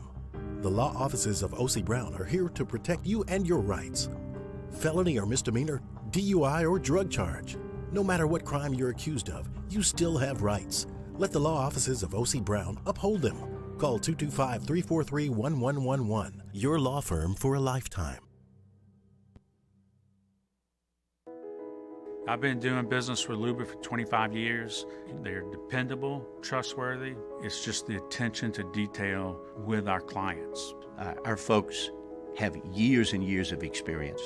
They're highly trained professionals, but many companies have that asset.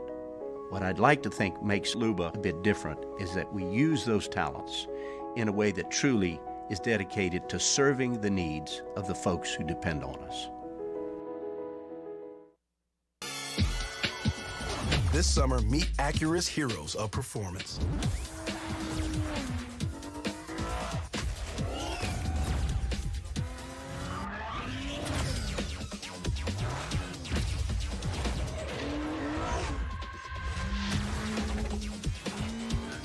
Only available at the Acura Summer of Performance. This summer, visit your local Acura dealer for attractive offers on the MDX. Gulf Coast Office Products is a nationally recognized Savin office equipment dealer based right here in Louisiana. Over 100 employees strong, Gulf Coast has the boots on the ground to support all vertical markets from education, engineering, legal, and finance. With the latest in office technology, from desktop to production segment units, Gulf Coast and Savin have the perfect fit for you. Call 225-756-2644. That's 756-2644 for Gulf Coast Office Products. At All-Star Toyota, you get it all. If you're in the market for an all-new Toyota vehicle, come see our friendly and knowledgeable sales team at All Star Toyota. Located in Baton Rouge at the corner of Airline and Goodwood, we've been serving our community since 2005 by offering a large selection of new Toyota cars, trucks, and SUVs. Get behind the wheel of your dream car and take a test drive at All Star Toyota today. Oh, hey. 98.1. Eagle 98.1 Game Day. Talkin' Tigers. Talkin' Tigers. Presented by Louisiana Land Bank. Louisiana Land Bank. They're experts in rural land and equipment lending. Talkin' Tigers. Cornerback Mekhi Garner. Should be a fun weekend to show like how dominant we can be as a secondary and as a whole unit, offense and defense, and even special teams. Wide receiver Chris Hilton Jr. Very confident. You know, that's one of the things we focus on in practice, trying to get the confidence going with everybody. So, like, as the week goes on, you're constantly trying to build that up. Defensive end Savion Jones. Well, some of our goals are to be as disciplined as possible. You can't go in there not being disciplined, not having good eyes, feet are bad. With a team like that, if you do that, that could end up costing the game. Tight end Mason Taylor. I'd say the coaching. I think Coach Denbrock and Coach Malone have helped me a lot with the playbook and just with defenses. I mean, it's a big role in the SEC, bigger guys and bigger competition, but I think they did a great job of teaching me more things I need to learn. Cornerback Mekhi Garner. I see that, man. It's hard to make plays on the guy because he makes all the good throws and all the great throws, really. But for me, I know I just got to line up and just do it and do what I do. Wide receiver Chris Hilton Jr. Basically, just to be consistent no matter like what we do. You can't come out, have a good starting drive, then go 3-0. So you got to constantly put the drives together. Defensive end Savion Jones. Some of my traits that they are looking at are like my ability to get off the ball and be able to assess what's happening in front of me and break it down. Tight end Mason Taylor. When I got here, I think I put on about 13 pounds. It was pretty easy. I thought it would be hard because I don't put on weight that well, but Coach Frakes and the nutrition staff do an amazing job helping us find meal plans and getting our meals in throughout the day. Even if it's in between a meeting that you have 5 minutes, he'll make sure you're getting a meal. Cornerback Mekhi Garner. Opportunities like this, when we have weekends and teams like this, they're just an air raid, a straight air raid. This is how we show that we are the best secondary there is in the nation. Wide receiver Chris Hilton Jr. Coach Hankton, basically that's a guy who's been in the same position that we've all been in. So basically when he talks, you have no choice but to listen because he's been through some of the things that we've been through. Defensive end Savion Jones. When we look at it, it is really unique, but like I said before, as long as we come in very disciplined with our feet and hands, we should be okay. Tight end Mason Taylor. Yeah, I think we did pretty good last week. I mean, there's some stuff we could touch up on, but we've been installing a bunch of new stuff too for Mississippi State, and I think we're going to be well prepared for them. Cornerback Mekhi Garner. Finally slowing down. Like at first, it was kind of hard for me to settle down and stuff, but now everything is just smoothing out and it's calming down for me. And at the same time, I'm stepping up as a leader in this scheme and on the team too, actually. Some of the guys look at me as probably one of the vocal guys, but I didn't just show up one day, being vocal. I had to earn it. And now everybody just trusts me. They'll know that I can do my thing on the field on Saturdays. Wide receiver Chris Hilton Jr. It's a lot more competitive. And, like the SEC is open competition, so you got to come with your A game every time you step on the field. Defensive end Savion Jones. I feel like we got a good advantage of being able to adapt to new things. Like you said, that's a very unique line, but I feel like with our defense, we'll be able to adapt to their offense really fast. Cornerback Mekhi Garner. We're getting there slowly but surely, but we're going to be there. I wouldn't jump the gun and say right now we're just the best communicating right now, but slowly but surely we're getting to that point where we're communicating on everything, like being vocal, even with the little things. I feel like the last 2 games has been on us, if you ask me. But this game right here is definitely another way for us to show our skills off and to show that we are who we are, and that is wanting to be the best secondary in the nation. Talkin' Tigers. Eagle 98.1 Game Day. They said I was small, weak, said my heart wasn't strong enough. But I showed them what heart looked like, again and again and again. Mom got me the right care, the right doctors with Blue Cross coverage. Don't let people tell you who you are. Show them. The right card, the right care. I've been doing business with Luba for 25 years. They're dependable, trustworthy. It's just the attention to detail with our clients. Our folks have years and years of experience. They're highly trained professionals, but many companies have that asset. What I'd like to think makes Luba a bit different is that we use those talents in a way that truly is dedicated to serving the needs of the folks who depend on us. I'm Jay Ducote. I grew up learning how to cook at LSU tailgate parties and right in my own backyard. And I created JD's Louisiana products to bring that Louisiana flavor to you at home for your backyard cookout. JD's Louisiana barbecue sauce, Louisiana molasses mustard, spicy and sweet barbecue rub, and more are available at your local supermarkets or by logging on to jducote.com/shop. Put in promo code CST for 25% off at checkout. It's no secret. The best oysters in Baton Rouge are at Jolie Pearl Oyster Bar.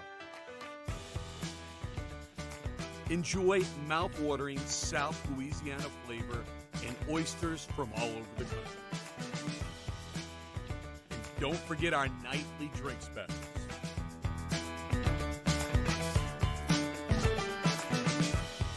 Jolie Pearl Oyster Bar, located in downtown Baton Rouge.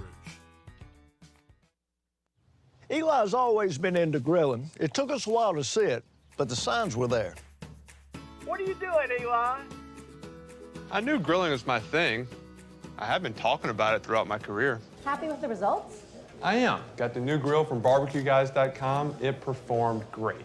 My advice, as I always told my boys, do more of what you're born to do. Barbecue Guys, for those who were born to grill. You want cheese on your burger, Pops? I'll take a little cheese. Crime has serious consequences, but anyone can make a mistake. If you find yourself in trouble with the law, know that you have rights, and it's okay to demand them. The law offices of O.C. Brown are here to protect you and your rights. Felony or misdemeanor, DUI or drug charge.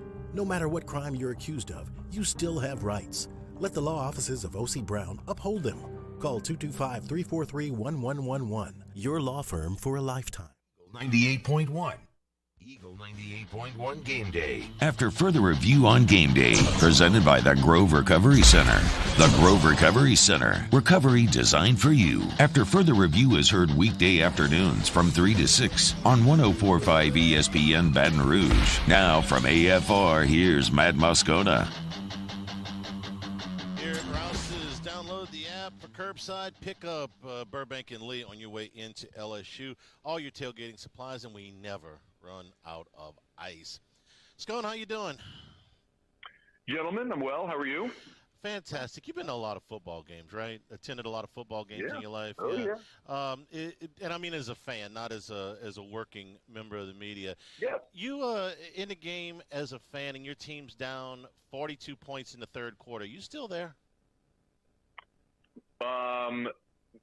Student Matt Moscona, during his LSU tenure, never left a game early, no matter the lead or deficit. All right, but let's talk about after you were an educated person and your team was down 42 points. All the way, actually, until super underrated tradition at LSU is when the band sings the alma mater a cappella after every damn body is left. So I was there like one of the last to leave the stadium. But no, if in this point in my life, it's hard enough to get me in the stadium at all, Hanny. 42 points in the third, I'm gone, beating the traffic. I ask because we're watching Oklahoma and Nebraska, and they just did a wide shot on the punt. The stadium is almost completely full, okay? I mean, there are very, very few seats available right now, and Nebraska is getting absolutely mauled. Yeah. They have the longest sellout streak in college football. It dates back, I think, to the late 60s. And I'm just amazed in a day and age where we have a hard time, actual attendance, even in the Southeastern Conference. They still sell the tickets, but actual attendance has been something they've been monitoring for a while. And this game, 49-7, that Oklahoma is leading, and the place is still dyed-in-the-wool red, the whole stadium. It's amazing. Yeah. It is amazing. It's also, and I'm not being funny here, but it is kind of a sad commentary on the Lincoln, Nebraska Convention and Tourism Board, because there just ain't nothing else to do. I mean, you've been to Lincoln. I know you have. If you've been to Omaha as many times as you have, so have I. Made that run over there. It's just there ain't a lot to do on a beautiful Saturday, but go sit in the stadium. Go home? I get it. But when you get 8 of those a year, they value them. I guess. Did the same watch the team? I mean, look, I understand go back out to the tailgate. You can get the barbecue pit back out, open a cold one. I get all of that one, but, man, I'm just okay. Bad fan, I guess, because I'm gone. I've been way out of that stadium. My team's getting all drug like that. All right, Scone, what'd you learn about LSU last week in the blowout win? That they are coachable, and there are things that are fixable. See, I'm not going to take much away from beating Southern. Obviously, there was just a completely different level of competition. But the things that were fixable, like, well, you put Jack Mashburn at the left wing on field goal PAT, and he did a good job. You put Gregory Clayton back there; he caught his punts. You didn't shank one. You had a fairly seamless operation against Florida State. They blew a timeout coming out of a change of possession. Those things operationally were much better, and that's progress. So you continue to build on those blocks operationally, and you're just a better functioning machine, then breaks are going to go your way. So hopefully that happens today. But, yes, I think there were things, even though it was a complete whitewashing, I think there were things to take away. The 2 freshmen that really caught a lot of people's attention, mine included, which was Emory Jones on the offensive line and Harold Perkins on defense. I know that Jones, they're not ready to put him in the starting lineup yet, although I think that will eventually happen this year. But Perkins, I expect to play a good bit tonight. What did you see out of him, and how might LSU use him against the Leach offense? So, Haney, I think they're actually going to start Emory Jones at right tackle tonight. Tonight? Really? I think he's going to start tonight. I think they're going to start the 2 freshman tackles. Brian Kelly alluded earlier in this week to more rotation at the tackle spots, and I think that's what they're going to do. I'm all for it. I'm all for it. Count me in. Right. I mean, we probably agree on this. Like, no matter who you put there, you're going to win some, lose some. But it's the same with Will Campbell. You have a much higher ceiling, so bring him along. As far as Harold Perkins, this game terrifies me for Harold Perkins. Athletically, he's perfect for it. But the whole thing about Mike Leach's offense is he wants to get you guessing wrong and turn a 3-yard catch into a 30-yard play. And for a true freshman that's never seen this offense, that terrifies me. This game, I think, is perfect for Mike Jones, Micah Baskerville. It's this Harold Perkins. This is the reincarnation of the Kendall Beckwith, DJ Welter conversation we had, where Beckwith was so clearly the superior athlete and had the higher ceiling and all that stuff, but Welter was always where he was supposed to be. He lined up the defense, and eventually it just got to the point where you just needed the better player on the field, and they will get there this season, and Perkins is going to play a ton. This is a game, though, where I worry about him. This is tailor-made Mike Jones, Micah Baskerville game. You just had to bring up that bad memory because they went on for 2 years with I finally asked him one day, and it was always, he gets him lined up. I was like, but, you guys better hope this guy never pulls a hamstring because you'll never be able to get lined up. I mean, he's the only one that can line him up. My goodness, you got 85 guys on scholarship. Teach somebody else how to get them lined up. Do you remember Beckwith's first game was that game in Arlington against TCU? Not to go like old school here, but yeah. They used him on 3rd down as an edge rusher just because they wanted him athletically on the field. And they just like, look, 3rd down, just go get the quarterback. And I think Perkins, that may be his role now, and it will evolve as the season goes along. And I like him a lot. I mean, he looks like they're supposed to look, and he's going to be fantastic. But this is just a particular matchup where having a true freshman on the field at that spot, which is so critical, works me. Let's talk about the running game. They're going to get John Emery back. we talked about a little bit earlier in the show. Tempered expectations from Brian Kelly, tempered expectations from me. What are your expectations of Emory's return? Not much, but here's my hope. My hope is that there are 2 plays in this game where John Emory's athleticism gives LSU a chunk play. I don't think LSU – I think offensive line versus defensive line, this is going to look a lot like Florida State.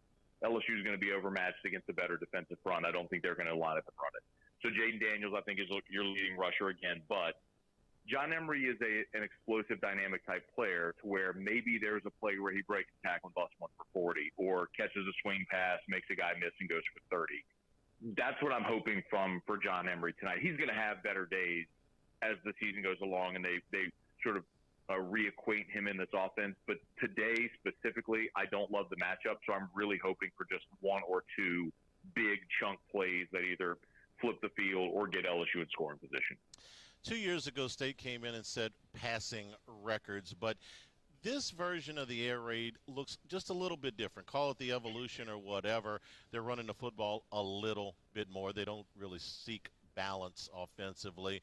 But when you look at Will Rogers and how this offense has evolved, how much better is it than that thing that came in here 2 years ago and blew the doors off LSU? It doesn't matter.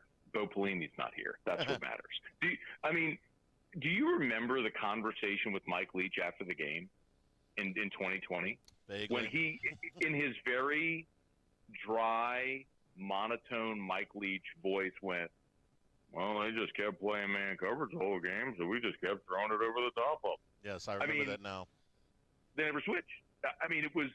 It was mind-boggling to watch.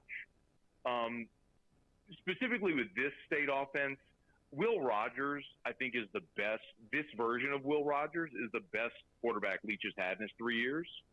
I don't love their receivers. If you talk to Mississippi State people, Handy, they'll tell you they think this receiving group is talented and deep. None of them look like Kayshon Boutte or Jeray Jenkins or Malik Neighbors or any of that. I mean, we were at media days and we saw Austin Williams, who is, statistically one of the best receivers ever to come through Mississippi State. He looks like a 60-pound lighter version of me, which is not really impressive. I just think LSU will out-athlete Mississippi State. I don't worry so much about State making these big explosive plays. It's really just LSU has to tackle and probably get a takeaway or 2 in this ball game. You do that, and you should find a way to win it. This isn't Dak Prescott, Josh Robinson, 5 senior offensive linemen that's going to overwhelm a young defensive front seven. This isn't that. This isn't. State is a very solid team. They're not a great team. And this offense is a good offense. It's not a great offense, and it certainly doesn't have one player that terrifies you. So as long as LSU is sound defensively, this should be a game in the 20s. Whiskey and wine after the game? Of course. Me and T-Bob. And pray for me because T-Bob today – last night went out with the 2011 team because they're being honored today. Oy. He's tailgating with them today, and then T-Bob's one of the guest captains. So I have no clue what time or in what condition T-Bob might show up for the post-game show at Don Juan, and then carry on whatever either joy or defeatism that he'll have throughout that show. So if for no other reason, if you like to watch train wreck dumpster fires, that will be whiskey and wine after the game from Don Juan Cigar Bar. See, this is just bad planning on our part because we alternate T-Bob and Hester for the OTB segment here, and this week we scheduled T-Bob. We really should have scheduled Hester. Should have been Jake. This is just bad planning on our point. 3 segments from now. Okay. It'll be fine, Hanny, I'm sure. Yeah, I'm sure. What could go wrong? Not a thing. All right. I feel like Nebraska right now. You're up 7-0. It's going to be great. Oh, yikes. It's not going to be your day. All right, let's go catch you guys after the game of Whiskey and Wine. Thanks. All right, later, guys. We'll take a break here at Rouse's. We are on our countdown to kickoff, brought to you by LaBerge. We are about 3 hours and 12 minutes away from kickoff. 3 hours, 12 minutes. And also Running Boards Marketing, Hanny. Running Boards Marketing can help your business stand out with their giant LED mobile billboard trucks where they drive eye-catching ads that are impossible to miss. Check them out, runningboardsmarketing.com. Full scoreboard straight ahead. This is Eagle 98.1 Game Day. I've been doing business with Luba for 25 years. They're dependable, trustworthy. It's just the attention to detail with our clients. Our folks have years and years of experience. They're highly trained professionals. But many companies have that asset. What I'd like to think makes Luba a bit different is that we use those talents in a way that truly is dedicated to serving the needs of the folks who depend on us. This summer, meet Acura's heroes of performance.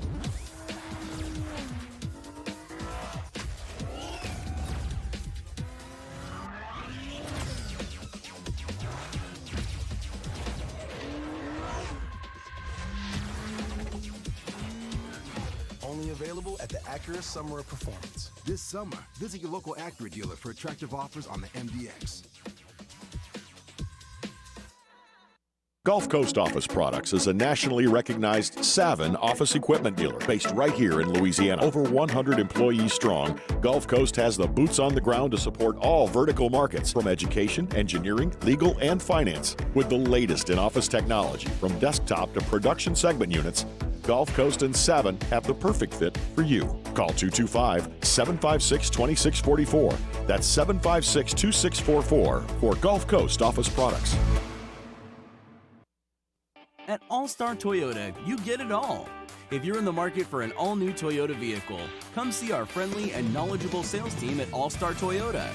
Located in Baton Rouge at the corner of Airline and Goodwood, we've been serving our community since 2005 by offering a large selection of new Toyota cars, trucks, and SUVs. Get behind the wheel of your dream car and take a test drive at All-Star Toyota today. Oh, hey, what's up? It's Big V and Bubba, 100.7 The Tiger Morning Show. We'd love for you to join us every weekday, 4 a.m. till 9 a.m. Yeah, everything you want in a show. Country music. We got laughs. We got celebrity in-studio guests. We just need you. Join us every weekday morning, 4 a.m. to 9 a.m., right where it all started. That's right. Louisiana's country station, 100.7 The Tiger. ServiceMaster Elite create clean, disinfected work environments. As a local business, we take pride in serving the New Orleans and Baton Rouge areas. Our cleaning protocols follow CDC and OSHA standards for healthcare settings, offices, senior living, restaurants, and industrial plants. Contact ServiceMaster Elite to get your operation ready for reopening with germ disinfection cleaning. ServiceMaster Elite, the trusted choice in professional cleaning since 1996. 98.1. The dependable storage college football scoreboard. Dependable storage. Let us store your stuff. DependableStorage.com. We'll start with number one, Georgia. No problems with South Carolina, 45-0 early in the fourth quarter. And the Dogs about to punch it in again to go up half 100. Stetson Bennett, who I assume is out of the game by now, threw for 2 touchdowns and ran for another. Heisman. Number 4, Michigan. I really shouldn't laugh, actually. Heisman. Number 4, Michigan leading UConn 52-0. That's also early in the fourth quarter. Number 6, Oklahoma leading Nebraska 49-7. That is at the end of 3 quarters. It just started the fourth quarter there. Been an absolute disaster for Nebraska since the opening drive. They took it down, scored. Trey Palmer got the touchdown, and it's been all Oklahoma ever since. Dylan Gabriel has thrown 2 touchdown passes and has a 61-yard touchdown run. Number 9, Kentucky leading Youngstown State 28-0. That is about midway through the fourth quarter. Number 17, Baylor leading Texas State 42-7 early in the fourth quarter. Missouri leads Abilene Christian 31-10 midway through the fourth. Army leading Villanova 42-10 midway through the fourth. Southern Illinois leading Northwestern 24-17. That is early in the fourth quarter. Northwestern with a drive in Southern Illinois territory. Syracuse leading Purdue 10-9. The missed extra point by Purdue in the first half is the difference in this ball game. Oilers got a drive right now, though. They are down inside the 15-yard line, down to the 11 right now of Syracuse. Cincinnati leading Miami of Ohio 31-17. That's at the end of 3. Kent State leading Long Island 56-10. That's in the fourth quarter. Western Kentucky leading Indiana 27-19. There's about 11 and a half minutes to go there. West Virginia leading Townsend 45-7 at the half. Buffalo leading Coastal Carolina 16-14 at the break.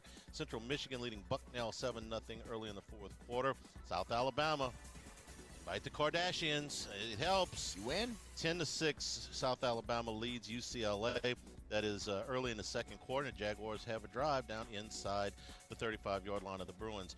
Iowa State in that massive recruiting budget, they lead Ohio 17-0. Temple leading Rutgers 7-3. That's in the second quarter. Virginia leads Old Dominion 7-0. Mike Hollins with a touchdown, the U-High product for the Wahoos.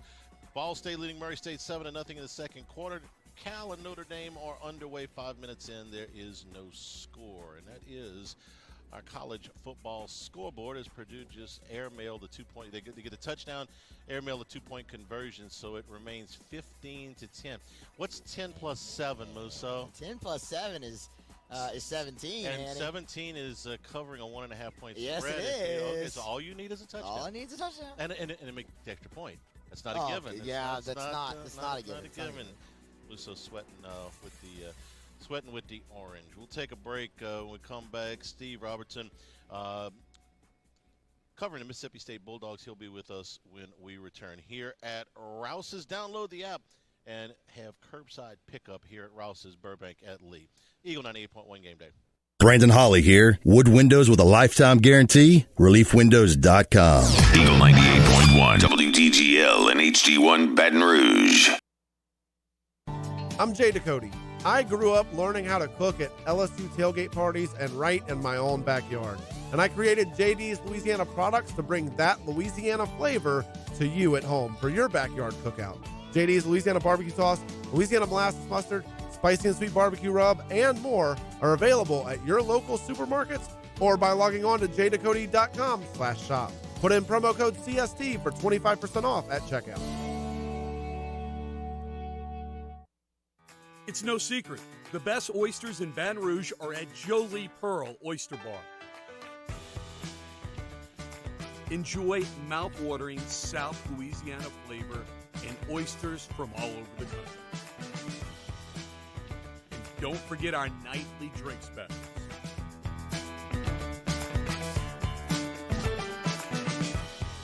Jolie Pearl Oyster Bar, located in downtown Baton Rouge. Eli's always been into grilling. It took us a while to see it, but the signs were there. What are you doing, Eli? I knew grilling was my thing. I have been talking about it throughout my career. Happy with the results? I am. Got the new grill from barbecueguys.com. It performed great. My advice, as I always told my boys, do more of what you're born to do. Barbecue Guys, for those who were born to grill. You want cheese on your burger, Pops? I'll take a little cheese. Crime has serious consequences, but anyone can make a mistake. If you find yourself in trouble with the law, know that you have rights, and it's okay to demand them. The law offices of O.C. Brown are here to protect you and your rights. Felony or misdemeanor, DUI or drug charge. No matter what crime you're accused of, you still have rights. Let the law offices of O.C. Brown uphold them. Call 225-343-1111. Your law firm for a lifetime. I am Juliette, daughter of Marguerite, granddaughter of Gabriel Piera. I come from a line of strong women, women who knew struggle and success too. Still, I was scared by my breast cancer diagnosis, but I had Blue Cross coverage, which meant I got care from top doctors. I'm strong like my mother and her mother before her. The right card, the right care. I've been doing business with Luba for 25 years. They're dependable, trustworthy. It's just the attention to detail with our clients. Our folks have years and years of experience. They're highly trained professionals. But many companies have that asset. What I'd like to think makes Luba a bit different is that we use those talents in a way that truly is dedicated to serving the needs of the folks who depend on us. This summer, meet Acura's heroes of performance.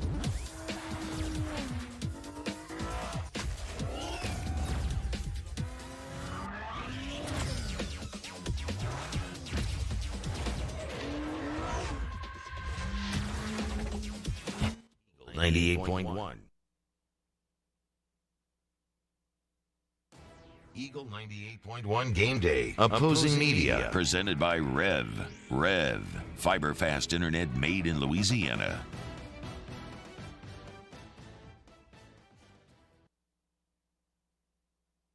Off Saturday in Death Valley. Steve Robertson will be there from genespage.com, part of the 247 network. He's on Twitter at ScoutSteveR, friend of the show. We appreciate you, man. How are you?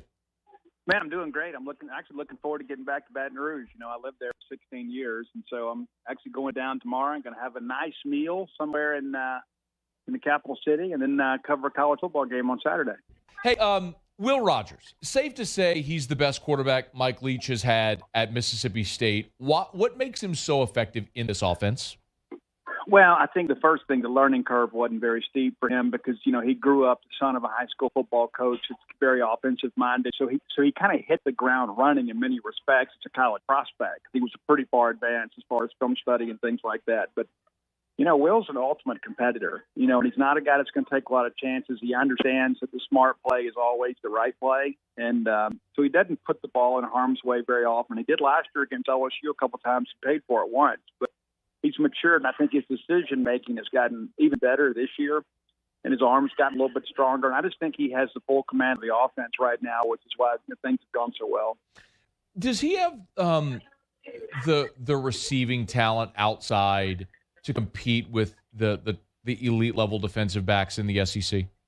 We certainly think so. And it's not because, you know, State doesn't have a go-to guy. You know, last year you had, you know, Mekhi Polk. I think what's happened is they've gotten better as a group. You know, Austin Williams is a guy that's been here forever and a day. But, you know, you go out and add guys like Justin Robinson from Georgia and then Jordan Mosley from Northwestern, and they're not even starting. And Robinson's actually running third team. And it's because that group as a whole has matured. They played mostly together as freshmen 2 years ago.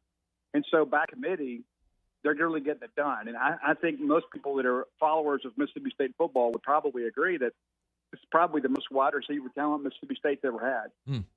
How good is the running game, Steve? We have seen obviously good running backs come through that program here in the last decade or so. Well, it's difficult to really quantify, you know, because they don't run it an awful lot. They've run it more this year because I think Will has matured to the point where he's like, you know what, you're going to give me a light box, I'm going to hand the ball off, and we'll get 4 or 5 yards here on first down. And so I think Will is seeing the field better, and the ground game probably benefits from that. But you also got guys like, you know, Woody Marks and Dylan Johnson now that have 2 years of SEC experience under their belt. They've been through the wars. They're bigger, faster, stronger. And I think they're running with a little more conviction. I think you saw that last week against Arizona. They even ran a halfback lead last week, and I didn't think that was ever going to happen again. I thought that left with Sylvester Grimm days. But it's been entertaining to watch. But, I mean, they're very capable players. And, again, these are guys that played together 2 years ago as freshmen, and now they've got some esprit de corps, shall we say. Is the offensive line? Would you expect when you look at the LSU defensive line with guys like Gay and Ojolari and Jaquelin Roy, obviously Mason Smith's lost for the year, which is unfortunate, but how does that matchup shake out with the State offensive line and the LSU defensive front? I think that's probably one of the things you really got to watch. You know, it's like I think the Mississippi State defensive front has an advantage over the LSU offensive line. And then on the same side, I think the State offensive line, I think, has been good, but they haven't been tested like they're going to be Saturday night. I mean, you know, and listen, Ojolari's maybe not 100%, but even at 80%, he's better than most players in the country, you know. And so I'm eager to kind of see how that thing kind of plays out. But I think this could be a lower scoring game because of the fact that I think both defensive lines are going to have an opportunity to make plays. Steve, I do want to flip it around, though, because that's been LSU's bugaboo, and we've talked about it a ton. LSU's defensive line or offensive line, has just really struggled. I mean, there's no way around that. So if you would walk us through a little bit about that Mississippi State defensive line, what we could expect to see. Well, it all centers around Cam Young, literally and figuratively. Cam Young is a guy that's a Mississippi, success story. And Bob Shoup told me, he was the defensive coordinator on Jim Moorhead's staff. When they signed him, he said he's going to be the next great small-town Mississippi State D-line story, and that's exactly what he is. He's probably a mid-round draft pick this year, but he's in the guy from Meadville, Mississippi, that went to a rural high school and has kind of grew up country strong and learned how to play football on the college level. And he is a monster in there. Now, he's not a guy that's always going to gain ground, but he's a guy he's a plugger. He's a guy that's going to occupy double team more times than not, and that it frees up the guys to make other plays. But they've been really good. Randy Charlton's a guy that had a really good game against Arizona. Jaden Crumedy is still out. He's arguably State's best defensive lineman, but he has not participated so far and probably out for a couple more weeks. When he first went down, we were told he could be back for LSU, and then the prognosis changed a little bit. Now we're hoping it's A&M, but we don't know. But that group, I mean, it's all juniors and seniors. It's guys like Nathan Pickering, that U.S. Army All-American guy. So these are Mississippi State's been able to attract some pretty quality defensive linemen over the years, and I think that this is the year where that group has kind of matured to the point they have the depth, they have the talent to really compete in the trenches. I do want to ask you, Steve, about a Louisiana kid, Tyrus Wheat, who is from A-Meet and has just been was really good, obviously, against Arizona. How does he factor into this ball game this weekend in particular? That's a great question, and I think Ty Wheat is a guy that has probably committed himself from a physical fitness standpoint, perhaps better at any point in his career. There was talk last year that he might come out, and he made the decision to come back, and I think that would have been a mistake to go out last year. But I think he has shown a real sense of urgency, and it's shown on the field. It's like he puts the time in a weight room, and then it's translated his play on the field. And I think that he's a guy, especially against this running game, I think that it's going to be difficult to get wide when he's on the field because he is so athletic. He can fight through blocks. To see him against that tight end matchup with LSU is going to be awfully interesting. I just think that he's a guy that could be a real difference maker in this ball game for State, and he was last weekend. And it seems like he's all over the field each and every game, and they're moving him around a lot more than they have in years past. And I think he enjoys that, that versatility and a chance to kind of get out and show what he can do. Look, the undeniable strength of LSU's team is their wide receivers. They're deep and fast and athletic and talented and all that good stuff. And if they're going to have success, they got to get the ball to those guys on the perimeter. How does that matchup look with State's secondary and LSU's receivers? Well, on the outside the numbers, wide receiver versus corner, I think it's going to be one of the better matchups in the country, to be quite honest with you. Emmanuel Forbes is a guy that some NFL scouts have shared. They have a late first round, early second round grade on him. He has been absolutely outstanding, has incredible length. He can get out there and run with those X receivers. And then in addition to that, DeCamerion Richardson, a guy from Louisiana that kind of a late bloomer, is a guy that's really blossomed. And State goes out and gets Marcus Banks from Alabama out of the portal. And a lot of people thought, okay, well, Banks will take that spot that Martin Emerson had. Now he's in the NFL. And DeCamerion Richardson held the job through the spring and the fall. Not one day did he ever run with the second team. And he held off that competition from Banks. And he has been absolutely outstanding. Now, he's a year away from being draft eligible, but a lot of people believe that he will command a higher draft pick than Martin Emerson or Emmanuel Forbes. They just think that he's built a little bit better for the pro game, and he's really just kind of learning to play as a starter for the first time. And so that's something you kind of got to watch there, too, is, does LSU have some tricks up their sleeve, perhaps, where they could take advantage of a little bit of immaturity there, perhaps? But from an athleticism standpoint, I expect State to be able to compete outside the numbers. Hey, Steve Robertson's our guest for a couple more minutes on Twitter at ScoutSteveR. They're genespage.com, part of the 247 network. We all know that the quote last year with Mike Leach with the place kickers and holding open tries. It was rough. And there's been a little bit, as I understand, watching from afar, a little bit of a turnstile as well this year. Are they settled at place kicker coming into Saturday? Well, I thought they were until last week. Ben Rabin is a guy that took over after Massimo Biscardi missed 2 extra points last week, and Leach is just not a very patient guy with all that. So they pull him, and then Rabin, of course, is 100% on touchbacks on the kickoffs and knocks home a couple field goals and extra points. And I think they feel good about him right now, but I don't know if they try Biscardi back out there again or not. I think Leach last year, it became such a bone of contention last year with kicking they went out and recruited, I think, 4 in this recruiting class, and the scholarship, one of them, and then the other ones were preferred walk-ons. And it was like an army of kids out there for a while. And then, of course, you get into fall camp and it's settled. But I think that's the last thing Mike Leach wants to worry about. So I don't think he's going to leave anything to chance. I think Ben Rabin's probably the guy kind of moving forward, and we'll see. I mean, you miss an extra point. Okay, it's part of life. You miss 2 in a row, you're probably not going to play for a while. Yeah. I mean, if this game comes down to a kick, Steve, I think either fan base is going to be holding their breath. All right, if State's got the blueprint to win it on Saturday, what does it look like? Well, I think the job starts, can you contain Jaden Daniels?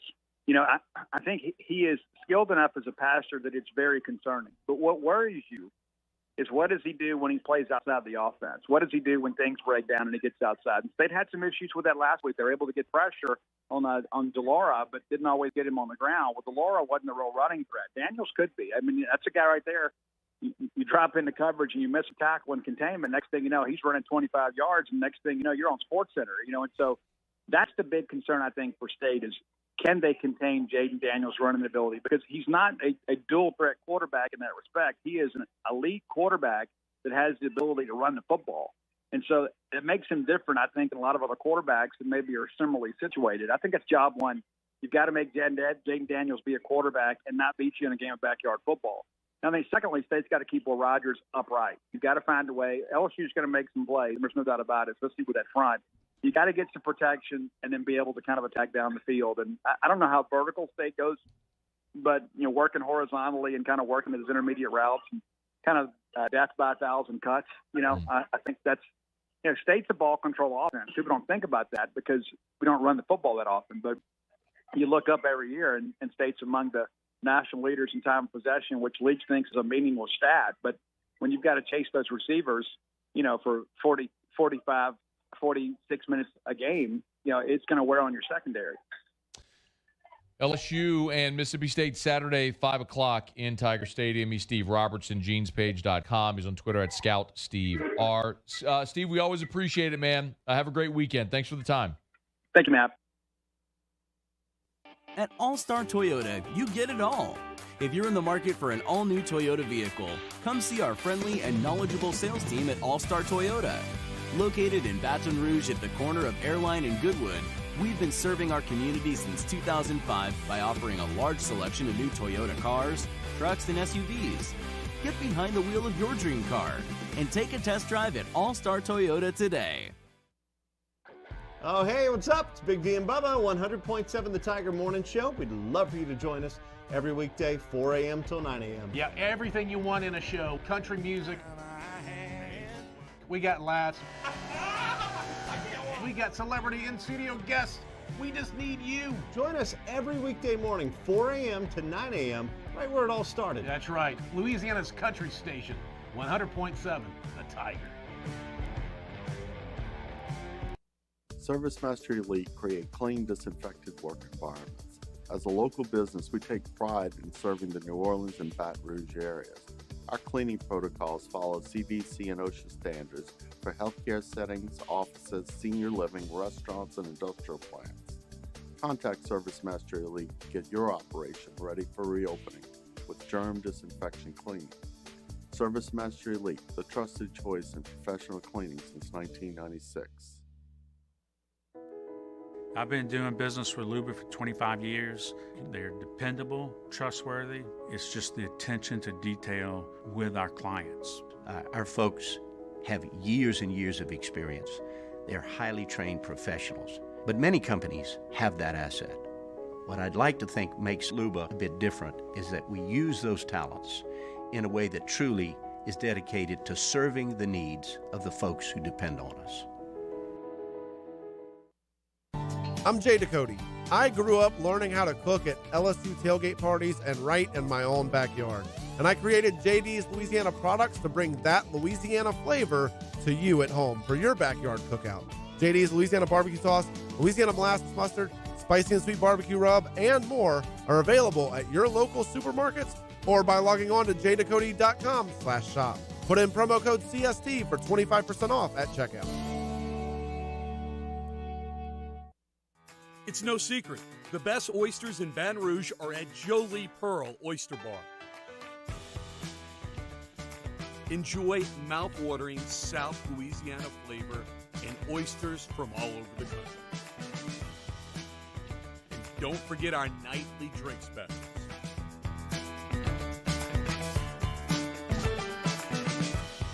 Jolie Pearl Oyster Bar, located in downtown Baton Rouge. Eli's always been in 98.1. Eagle 98.1 Game Day. Off the Bench on Game Day. Off the Bench is heard weekday mornings from 7 to 10 on 104.5 ESPN Baton Rouge. Now from OTB, here's T-Bob Hebert. Back here at Rouse's. Download the app for curbside pickup and all your tailgating supplies here at Rouse's, where we never run out of ice. Let's head on out somewhere in the vicinity of Tiger Stadium. The reunion of the 2011 team is going to be a part of our game day today. T-Bob Hebert was on that team, and, of course, he's on our staff. T-Bob, how you doing? Yo, Hanny, what's up, dude? I'm doing great. I'm here in the PMAC. We are about to walk to the Indian Mounds, and we are going to do the Tiger Walk. The O-line has just busted out some custom Bomb Squad 10-year reunion trench warfare T-shirts. So we are loving what we are seeing right now. So who's here? Give me kind of a roll call. Who's going to be in attendance? I mean, everybody, dude. I see P.J. Lonergan. I see Garrett Lee. George here. Ron Brooks just rolled up in here. Gregory Shaw, Josh Wilford, Ross, Blackwell, Bonnet, Kevin Minner over there, Jared Fobbs. It's Mitch Joseph. I mean, Brandon Taylor standing here right next to me. Chase Claymont, Josh John. It's all the boys, dude. All the boys are back. Saw Big Cleve last night. It's a fantastic time for the boys. A lot of healing. A lot of good things that needed to happen after this team was kind of split apart 11 years ago. All right, so give me there's got to be a story. I mean, give me a story. The most unlikely thing you learned about maybe somebody you hadn't seen in 10 years. Give me a story.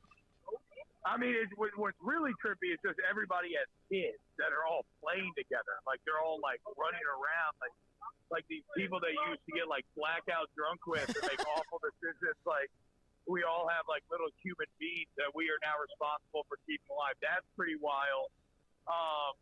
I did love hearing Brandon Taylor's perspective last night on texting against us. He called me, Will, and Josh some of the dirtiest college football players of all time, and that makes me so happy because we prided ourselves on being a good squad.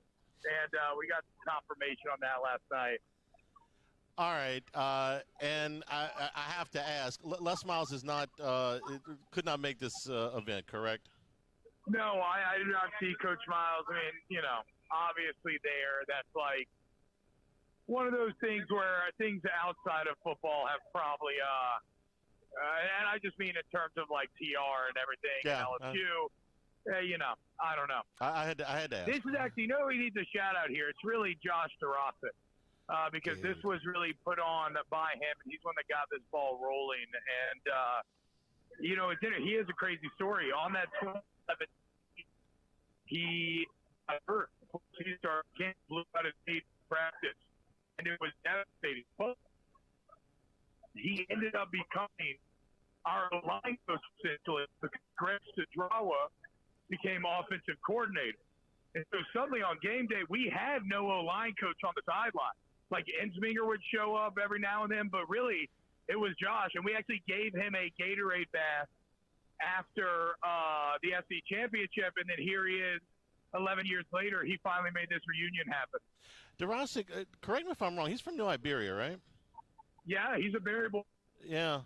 Well, he's coaching over there right now. Well, my brother and sister-in-law live in New Iberia now, so that's why I was asking because I was pretty sure he was from there.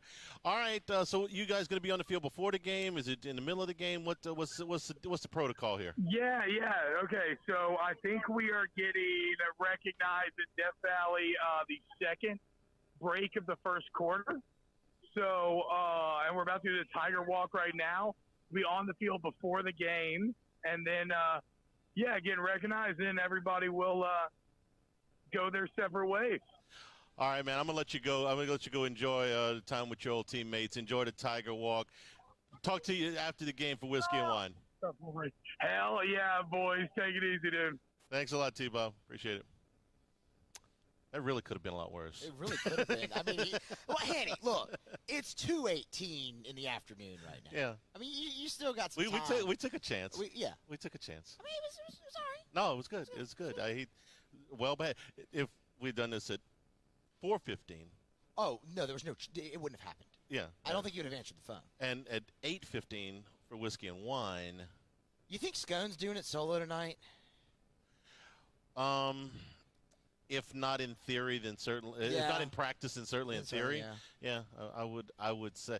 And look, LSU could very easily lose this game. Yeah, I know. Which makes for an even more. Well, that's Matt's problem. Yeah. Look, we got through our portion of it. I love T-Bob, and that group. That year.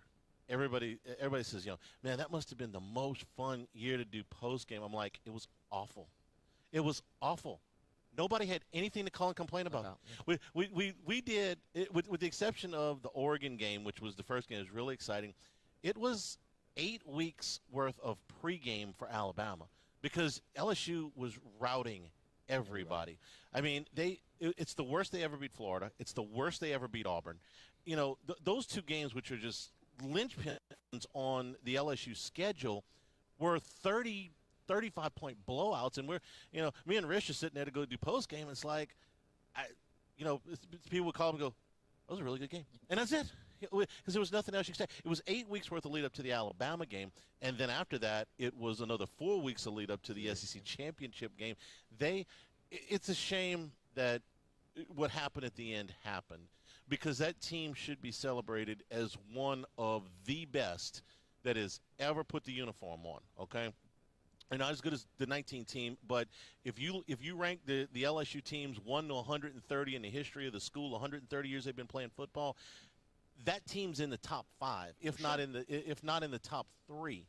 I could First make 12 in a regular season. I could make an argument that if the 11 team plays the 7 team, it's going to be close. Okay, it's going to be what and what. I mean, I'm not saying that they would have for sure won, but it would have been right there. And unfortunately now, when the 11 team is brought up, it's only about the last game, and they did some remarkable things on a football field. I mean, just some absolutely. When you can beat a team as good as the University of Georgia by 32 points and you don't get a first down in the first half, do you know how good you have to be on defensive special teams to do that? It's not even a realistic statistic. You'd have told me before that game, LSU not get a first down in the first half, doesn't matter, they're going to win. And not just win by 32 points. It was funny. I saw a tweet earlier this week. It said something about the 2019 LSU Alabama game was the biggest collection of NFL talent on one college football field ever, and I was like, the 2011 game might have something to say about that too. I mean, it's just that's one thing I remember from that team is just the collection of NFL talent that was on that team. It doesn't rival. You had 14 guys drafted from 19, but it's just it was an awesome group that came together, and they dominated everybody. All but one team. They dominated all but one team. They would have been a great team anyway, but the guy that put them over the top was Matthew, because he was such a unique player. There's been nobody before or since quite like him.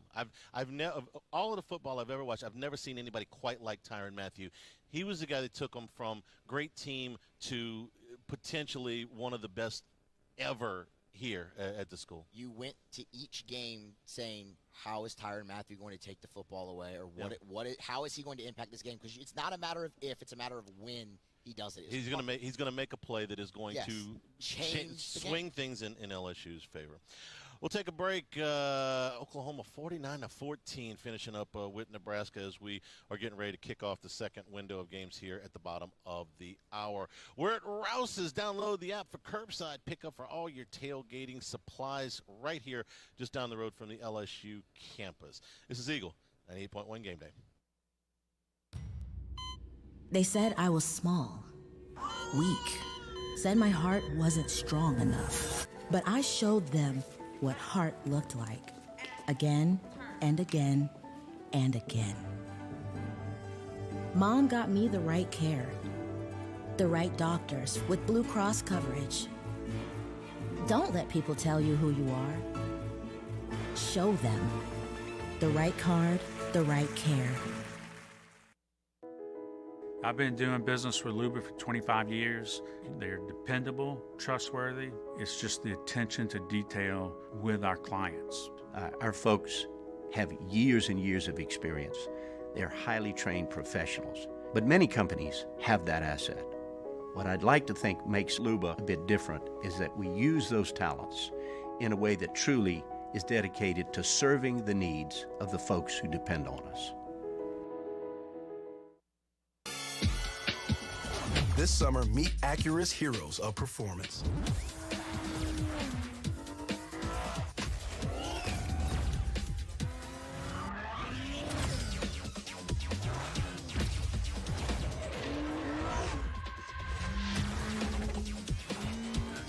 Only available at the Acura Summer of Performance. This summer, visit your local Acura dealer for attractive offers on the MDX.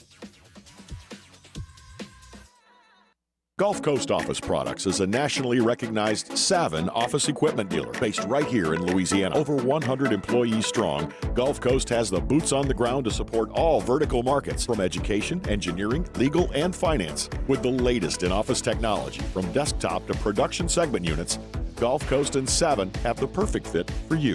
Call 225-756-2644. That's 756-2644 for Gulf Coast Office Products. At All-Star Toyota, you get it all. If you're in the market for an all-new Toyota vehicle, come see our friendly and knowledgeable sales team at All-Star Toyota. Located in Baton Rouge at the corner of Airline and Goodwood, we've been serving our community since 2005 by offering a large selection of new Toyota cars, trucks, and SUVs. Get behind the wheel of your dream car and take a test drive at All-Star Toyota today. Oh, hey, what's up? It's Big D and Bubba, 100.7 The Tiger Morning Show. We'd love for you to join us every weekday, 4 a.m. till 9 a.m. Yeah, everything you want in a show. Country music. We got laughs. We got celebrity in-studio guests. We just need you. Join us every weekday morning, 4 a.m. to 9 a.m., right where it all started. That's right. Louisiana's country station, 100.7 The Tiger. 98.1. Eagle 98.1 Game Day. Keys to the V. Presented by Coors Light. Coors Light. Mountain cold refreshment made to chill. All right, LeBear's countdown to kickoff. We are about a little over 2.5 hours away from the kickoff of LSU and Mississippi State. Joining us now on LeBear's phone line is Jeremy Hill, who'll be with me on the post game after LSU and Mississippi State. Jeremy, good afternoon. How are you? I'm going pumped, man. Ready for this game. How you guys doing? Doing great. Now, I've asked most of our guests here today about the return of John Emery, but you played the position, and you know what a layoff is like. We talked about coming back from injuries, and this is not an injury, but just a level of inactivity. So, talk to me about the challenges he's facing today, physically, mentally, in his first game back in almost 2 years. Yeah, I think there's a set of challenges that he's going to have and that he's been out of the game. He's going to have to get his feet underneath. He's going to have to, not let the bad plays get too much of him and really trust what the coaches are doing. The good thing about John is he was able to practice with the team last year. Obviously, he had to go through a spring camp and fall camp this year as well. So he's been playing football. He's been practicing. So the cobwebs shouldn't be too much. I think once he kind of gets tackled for the first 2 times, breaks off a nice run, I think he'll, get back in the roll of things. I'm excited to see him run the ball today. But what does that actually look like at practice for him, though, Hilly? I mean, if he's running third team, how much action is he really getting? Yeah, he's getting a lot less than the ones and the twos. The threes, normally, they don't get too many reps in the practice. You want the starters to kind of lead that charge, because those are the guys that are going to be playing on Saturday. But nonetheless, I'm sure he was doing some scout team stuff, getting work there, and so it's pretty much the same, giving the team a look. So like I said before, he's played a lot of football, just not in live action. All right, let's talk about some keys to the V for LSU. last week we knew that LSU was going to win the game, and so it was really about working on some things as far as LSU goes. But let's talk about schematically what LSU has to do to have success. Let's start on the offensive side of the ball to tackle Mississippi State. Yeah, I think offensively you got to score inside the red zone. I think if you get this team, you go down there and kick field goals, their offense is very, very highly efficient. So I think for LSU today it's going to be so important what they do when they move the ball. I think this offense can move the ball up and down the field, but I think punching it in is going to be huge. And on the defensive side of the ball, you got to make Rodgers uncomfortable. If he's sitting back there like a statue all day, he will pick you apart. Completion percentage is 78%. So you got to do something to disrupt that. I think blitzing is very dangerous, and so I think it's going to be up to the defensive line to have a big-time day to try to slow him down. It's so difficult. They get the ball out so quickly, Jeremy. I was thinking that this is, as much as any other week, get your hands up. If they could get a hand, I'm talking about the defensive lineman, on even 2 or 3 balls in this game, it might make a difference. If it's one drive killer, if it's one deflection that turns into a turnover, I don't know how much they're going to get to Rodgers, but get your hands up. Get your hands up and maybe knock 1 or 2 of them away. Yeah, that's a big-time deal, and that's something that Matt House has been preaching all week to the defensive line. That's the kind of the beauty of their offense. They kind of demoralize you as a rusher because you think you got to get there, and the ball comes out super fast, snap after snap after snap. So for those guys, a great counter to that, especially if they're doing those short passes, those little drag routes, check down to the running back, get your hands up, keep them in 2nd and long, keep them in 3rd and long, and you got some big guys on the outside who can do that. We'd love to have Mason Smith out there, but DJ Ojolari and Ali Gay can really do that at a high clip. Yeah, it sounds like it's one of those little things because I like the way Mekhi Wingo is playing, but Mekhi Wingo's about 6 inches shorter than Mason Smith, and his arms aren't as – I'm serious, and his arms aren't as long, and, Smith would be a guy that would be able to more easily maybe get his hand on a ball at the line of scrimmage. And like I said, I love Wingo. He's one of my favorite players out there because that cat's just busting it every time, but he's barely 6 feet tall. Smith is a half a foot taller than he is. Jeremy, Jaden Daniels really got into a comfort zone really in the 4th quarter of the Florida State game, and that continued last week. So what do you feel now about Daniels that you didn't know maybe 2 weeks ago? Yeah, I think right now, I think he just has a lot more comfort in the offense. Kind of all my concerns are still there kind of with him. If you watch that Southern game, Kayshawn's running wide open on the touchdown. He scrambled. The Jack Best touchdown that he scrambled well through. Jack was open that entire play. It took him probably 5 seconds to find it. So that's still in this game. I think as he gets older in this offense and gets more reps, he'll be more comfortable, looking down the field. But I thought something he did well. There's a couple plays in last week's game where he really got the ball out quick on time and on target. And if he can continue to do that, kind of like the end of that Florida State game, I think we're going to see the freshman year Jay thing. All right, Jeremy, we'll check in with you. You'll be with me. We'll do post-game 90 minutes after the end of LSU and Mississippi State. Enjoy the game. We'll see you tonight. Awesome, man. You guys have a good one. Later, Haley. We are here at Rouse's. Download the app. Curbside pickup. You still got time if you're heading out to campus. Stop in, pick up your tailgating spot. Grab a cold beer if you're here shopping. We got draft beer right here. We're in the deli section, if you will, right alongside the Mongolian Grill here. Got the TVs up. We got watching the end of Syracuse and Purdue. One of us is watching a lot more intently than the other. It's me. It's me. Spoiler alert, it's me. It's me.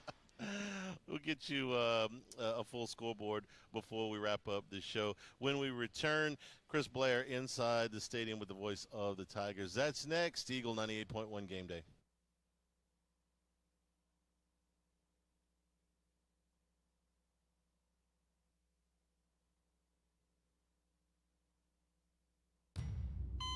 They said I was small, weak, said my heart wasn't strong enough. But I showed them what heart looked like, again and again and again. Mom got me the right care, the right doctors with Blue Cross coverage. Don't let people tell you who you are. Show them the right card, the right care. I've been doing business with Luba for 25 years. They're dependable, trustworthy.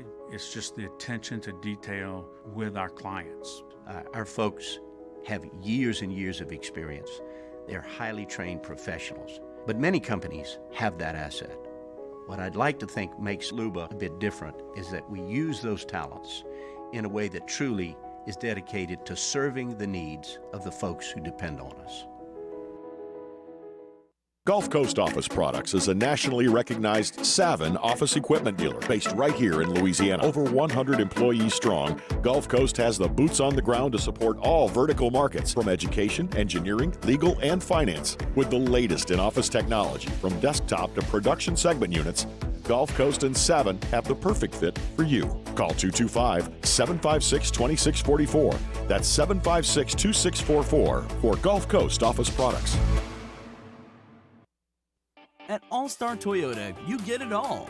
If you're in the market for an all-new Toyota vehicle, come see our friendly and knowledgeable sales team at All-Star Toyota. Located in Baton Rouge at the corner of Airline and Goodwood, we've been serving our community since 2005 by offering a large selection of new Toyota cars, trucks, and SUVs. Get behind the wheel of your dream car and take a test drive at All-Star Toyota today. Oh, hey, what's up? It's Big D and Bubba, 100.7 The Tiger Morning Show. We'd love for you to join us every weekday, 4 a.m. till 9 a.m. Yeah, everything you want in a show. Country music. We got laughs. We got celebrity in-studio guests. We just need you. Join us every weekday morning, 4 a.m. to 9 a.m., right where it all started. That's right. Louisiana's country station, 100.7 The Tiger. Service Master Elite create clean, disinfected work environments. As a local business, we take pride in serving the New Orleans and Baton Rouge areas. Our cleaning protocols follow CDC and OSHA standards for healthcare settings, offices, senior living, restaurants, and industrial plants. Contact Service Master Elite to get your operation ready for reopening with germ. 98.1. Eagle 98.1 Game Day. Inside the stadium. Inside the stadium. Presented by GoFlow IV Spa. GoFlow IV Spa, where athletes come to hydrate so they can dominate.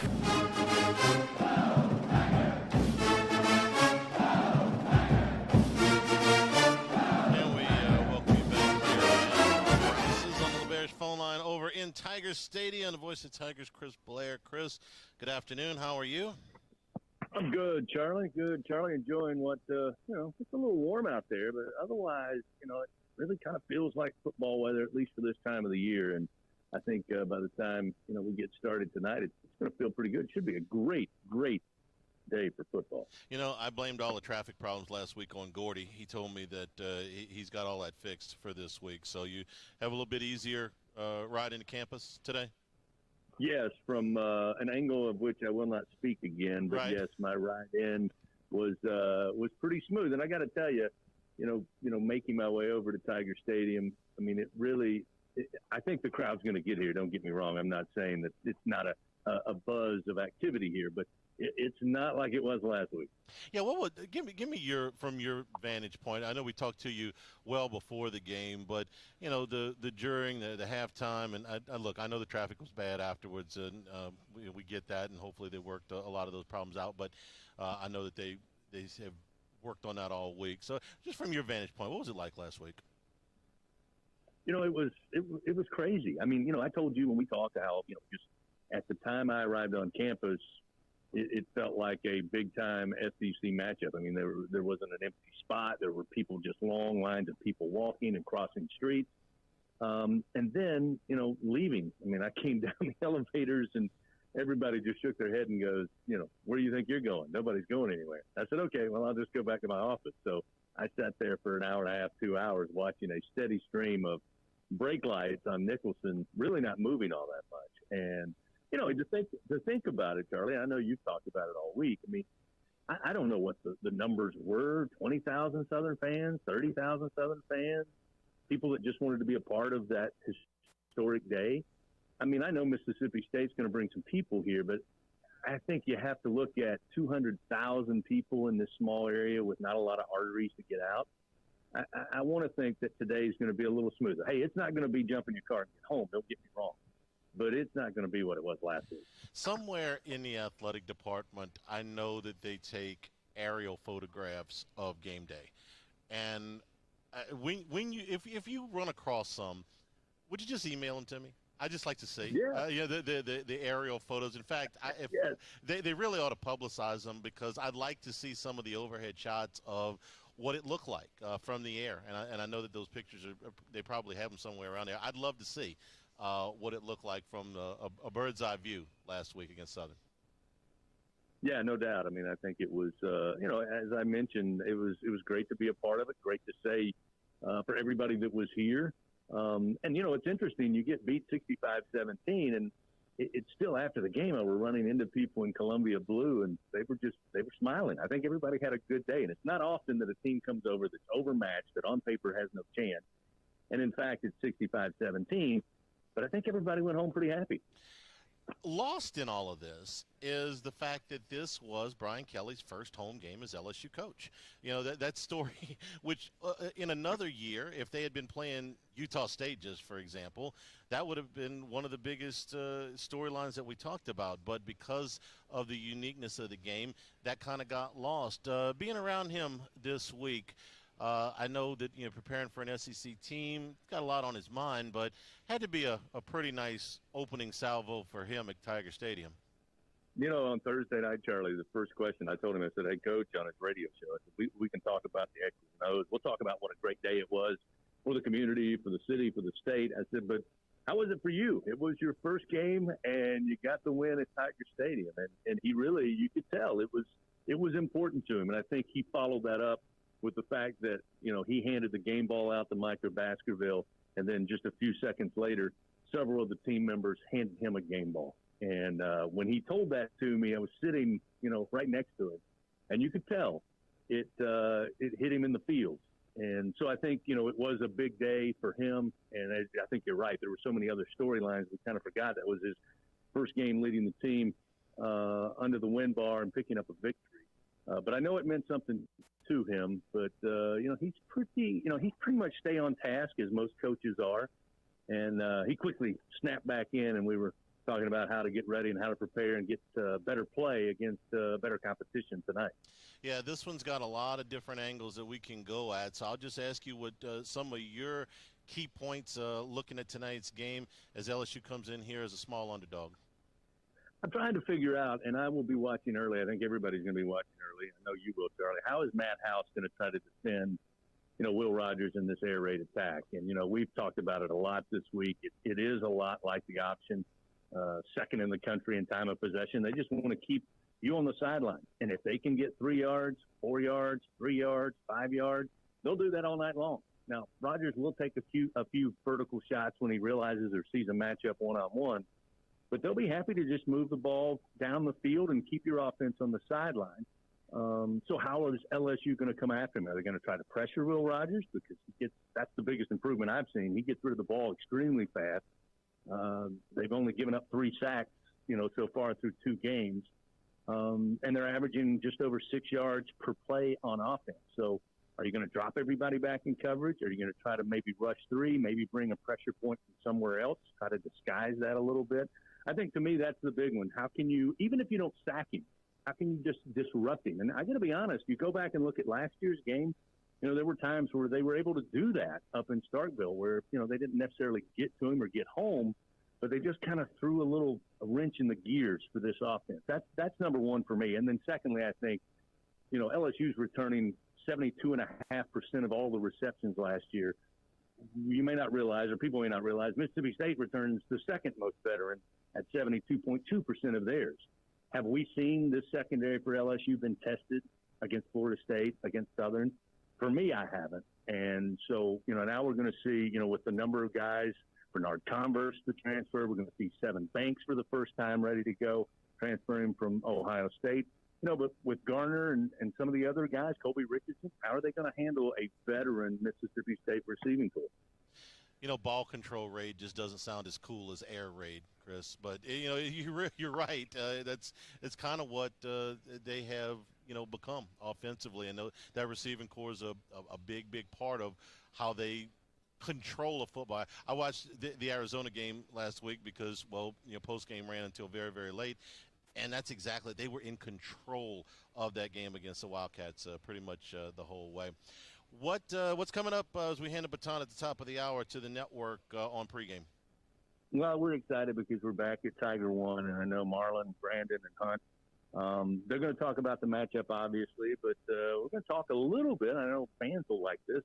A little bit about fall baseball because Coach Dave Johnson going to stop by around 3:30 and visit with the guys. And, of course, his dad, longtime football coach, so he knows the game of football. We might even get him to talk a little about the matchup as well. So, great atmosphere. Again, I just came back from Tiger One. It's filling up. Everybody's getting ready for the team to walk down Victory Hill. And, again, I think it could be an interesting matchup, again, because I think Jaden Daniels, I talked about Mississippi State and how we're going to handle them.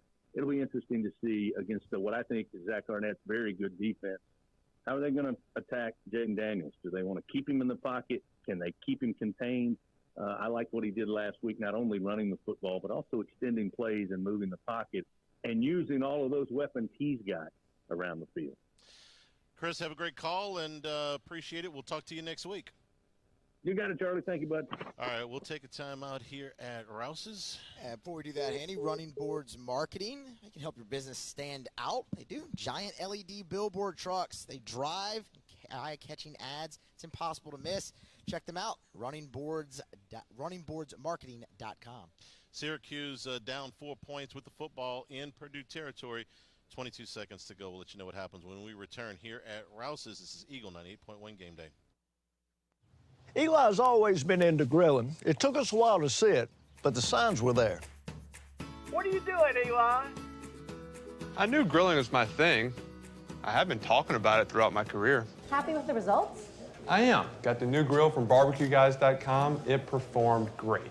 My advice, as I always told my boys, do more of what you were born to do. Barbecue Guys, for those who were born to grill. You want cheese on your burger, Pops? I'll take a little cheese. Crime has serious consequences, but anyone can make a mistake. If you find yourself in trouble with the law, know that you have rights, and it's okay to demand them. The law offices of O.C. Brown are here to protect you and your rights. Felony or misdemeanor, DUI or drug charge. No matter what crime you're accused of, you still have rights. Let the law offices of O.C. Brown uphold them. Call 225-343-1111. Your law firm for a lifetime.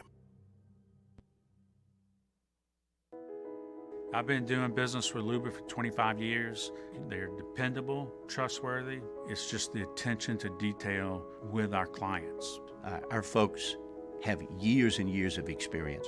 They're highly trained professionals, but many companies have that asset.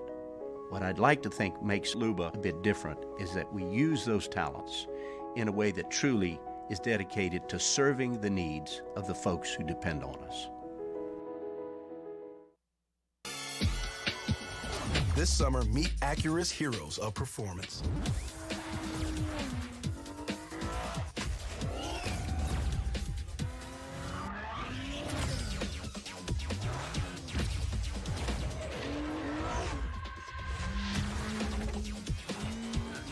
Only available at the Acura Summer of Performance. This summer, visit your local Acura dealer for attractive offers on the MDX.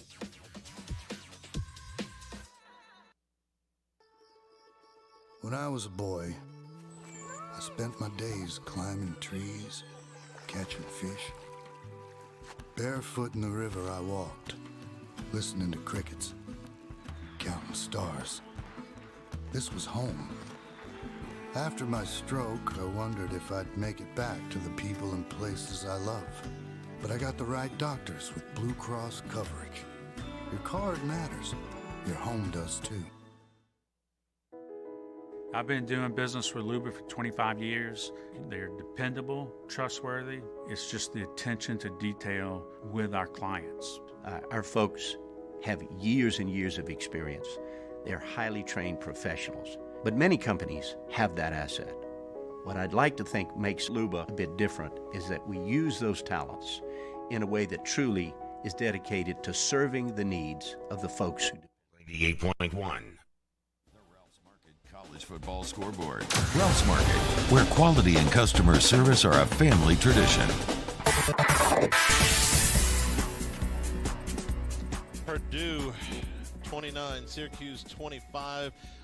But 12 seconds to go in this game. The Orange down at the Boiler 25-yard line. They got 2, maybe 3 plays. Here's one to the end zone, and it is caught for the touchdown with 7 seconds to go.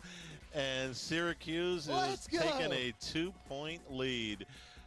Oh, well, Aronde Gadsden with a 25-yard touchdown catch with 7 seconds left on the clock. Syracuse up by 2. Which is enough for you, I do believe, Mr. Musso. That's the way it works there. Right. That's the way it works there. Okay, so nice throw. Very nice throw right to the inside of the pylon. All right, Western Kentucky and Indiana are headed to overtime. They finished regulation tied at 30. West Virginia leads Towson 51-7 at the beginning of the fourth quarter. Buffalo leads Coastal Carolina 19-17. That's at the end of 3. Central Michigan leads Bucknell 27-0. UCLA has scored on the opening drive of the second half. They lead for the first time 20-17 over South Alabama. Iowa State leads Ohio 30-3. That game is at halftime. Also at halftime, Rutgers leads Temple 10-7. Virginia leads Old Dominion 10-7. Ball State leads Murray State 14-0. Second quarter scores. Cal and Notre Dame are tied at 7, about 5 minutes to go to the break. They're just starting the second half in the Little Apple. Tulane leads Kansas State 7-0. North Texas leads UNLV 10-9. They're just starting the second quarter there. Just underway. Oregon has scored first. They lead BYU 7-0. Ole Miss has also scored on their opening drive. They lead Georgia Tech 7-0. Penn State and Auburn are about 4 minutes in. Penn State got the ball first. They got to midfield, went for it on 4th and 1. Auburn stuffed them. Tigers with a drive now down at the Penn State 36-yard line. Vanderbilt leads Northern Illinois 7-0 about halfway through the first quarter. Minnesota leads Colorado 7-0. That is also very early in the first quarter. UMass has scored first against Stony Brook 7-0. App State has scored first against Troy 7-0, though Troy is down in the App State red zone right now. That game's about 8 minutes in. UAB and Georgia Southern are scoreless. Wisconsin leading New Mexico State 7-0.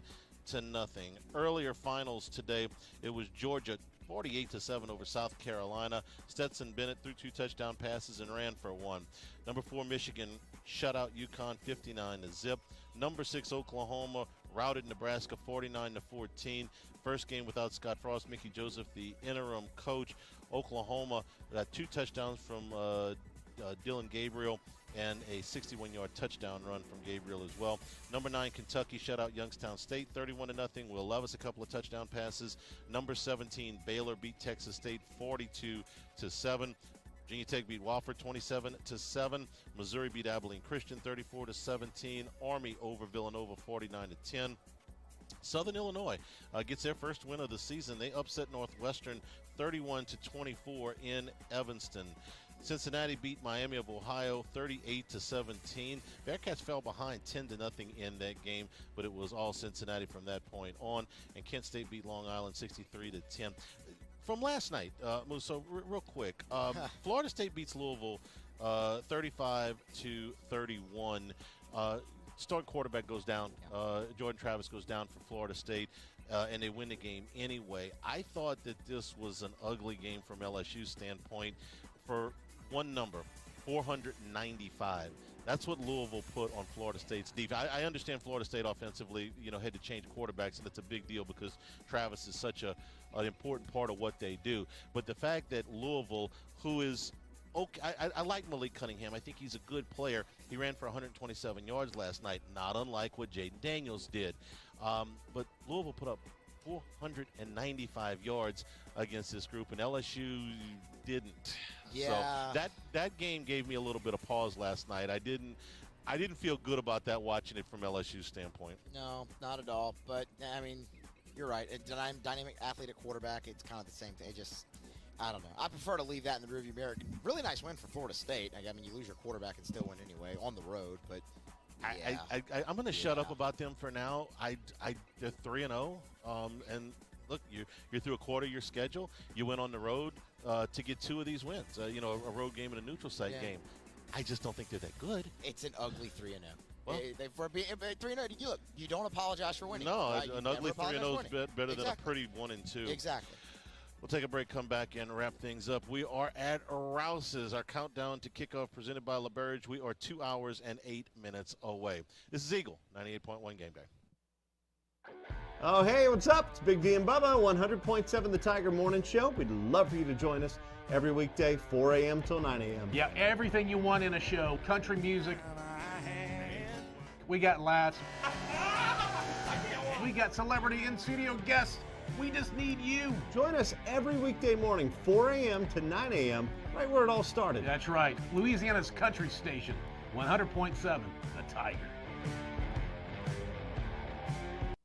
Service Mastery Elite create clean, disinfected work environments. As a local business, we take pride in serving the New Orleans and Baton Rouge areas. Our cleaning protocols follow CDC and OSHA standards for healthcare settings, offices, senior living, restaurants, and industrial plants.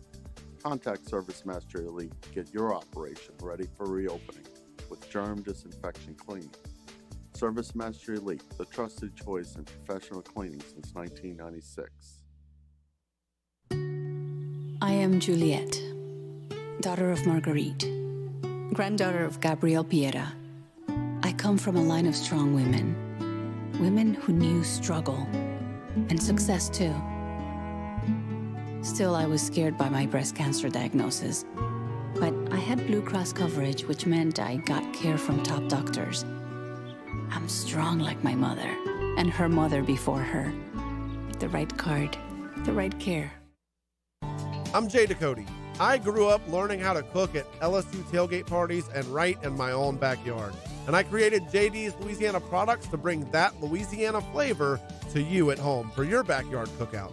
JD's Louisiana barbecue sauce, Louisiana molasses mustard, spicy and sweet barbecue rub, and more are available at your local supermarkets or by logging on to jducote.com/shop. Put in promo code CST for 25% off at checkout. It's no secret. The best oysters in Baton Rouge are at Jolie Pearl Oyster Bar.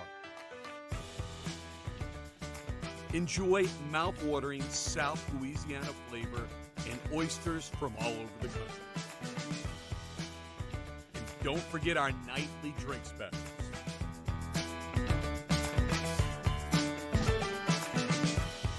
Jolie Pearl Oyster Bar, located in downtown Baton Rouge. Eli's always been into grilling. It took us a while to see it, but the signs were there. What are you doing, Eli? I knew grilling was my thing. I have been talking about it throughout my career. Happy with the results? I am. Got the new grill from barbecueguys.com. It performed great. My advice, as I always told my boys, do more of what you're born to do. Barbecue Guys, for those who were born to grill. You want cheese on your burger, Pops? I'll take a little cheese. Crime has serious consequences, but anyone can make a mistake. If you find yourself in trouble with the law, know that you have rights, and it's okay to demand them. The law offices of O.C. Brown are here to protect you and your rights. Felony or misdemeanor, DUI or drug charge. 98.1.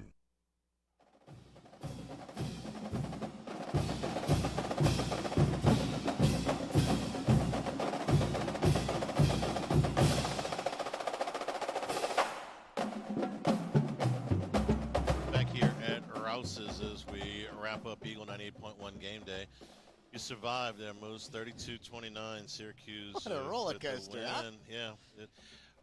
How many points you scored in the fourth quarter? It was like I don't have the box score in front of me. 25 points in the fourth quarter, I think it was. The game was 9-3 for the longest time. For three-fourths of the game, it was 9-3. All right, your thoughts on LSU and State? Uneasy about this one, honestly. I'll say, you have to get Will Rogers off his spot, but that's easier said than done. Now, you obviously like LSU's ability there in the front with Ojulari being back, Ali Gay. I think you like what you saw from Desmond Little last week as well. I'm interested to see how the linebackers play. I know we talked about that with Gordy earlier as well, and with Matt, and he was looking more for Micah Baskerville and Mike Jones. looks like you're going to see a lot of Harold Perkins tonight, though. So while all the focus is on the secondary for LSU, I'm more interested in the front seven for the Tigers tonight. I think they got to be able to run the ball a little bit. And I don't mean Jaden Daniels. I think they have to be able to run the ball with the running backs a little bit. Mississippi State is going to do everything they can to control the football. And we've spent a lot of time the last 2 hours talking about it, 3 hours talking about it. It's air raid, but it's air raid under control. It is a different looking version of this offense than it was 2 years ago. It's a different version than it was last year, and it's got a quarterback that knows how to operate it. So you're going to have to take advantage of your opportunities, and I think that if they can at least run the football a little bit, it'll allow them to control the football a little bit, and it gives you a fighting chance. If you keep giving the ball back, even if you're running tempo, even if you're scoring, okay, if LSU gets into a shootout with Mississippi State, I think that the advantage goes to the road team. I think they're better at it. And if you've watched the first two games for Mississippi State and you watch the first two games for LSU, State has played better. If these two teams play the way they played in the first two games, Mississippi State will win. Now, teams rarely play exactly the same, so you got that going for you. But I think that Mississippi State is the better of the two football teams right now. Their coach is in his third season. LSU's coach is in his third game. And it's a really, really tough ask, I think. But it doesn't mean LSU can't win the game. I'm not expecting this to be a wide margin either direction. I think that Mississippi State will win the game, but I think that it will be close. I think LSU can win the game. All right, thanks to all of our guests here, and thanks to our hosts at Rouse's. Don't forget to download the app and pick up all of your tailgating supplies here at Rouse's, just off the LSU campus. For Matt Musso, everybody back in the studio, and all of us here at Rouse's, I'm Charles Hanagriff saying thank you and good afternoon. This has been Eagle 98.1 Game Day.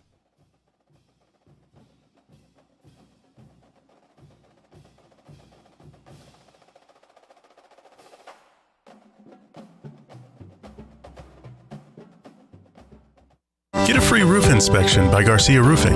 GarciaDidMyRoof.com. WTGL and HD1 Baton Rouge.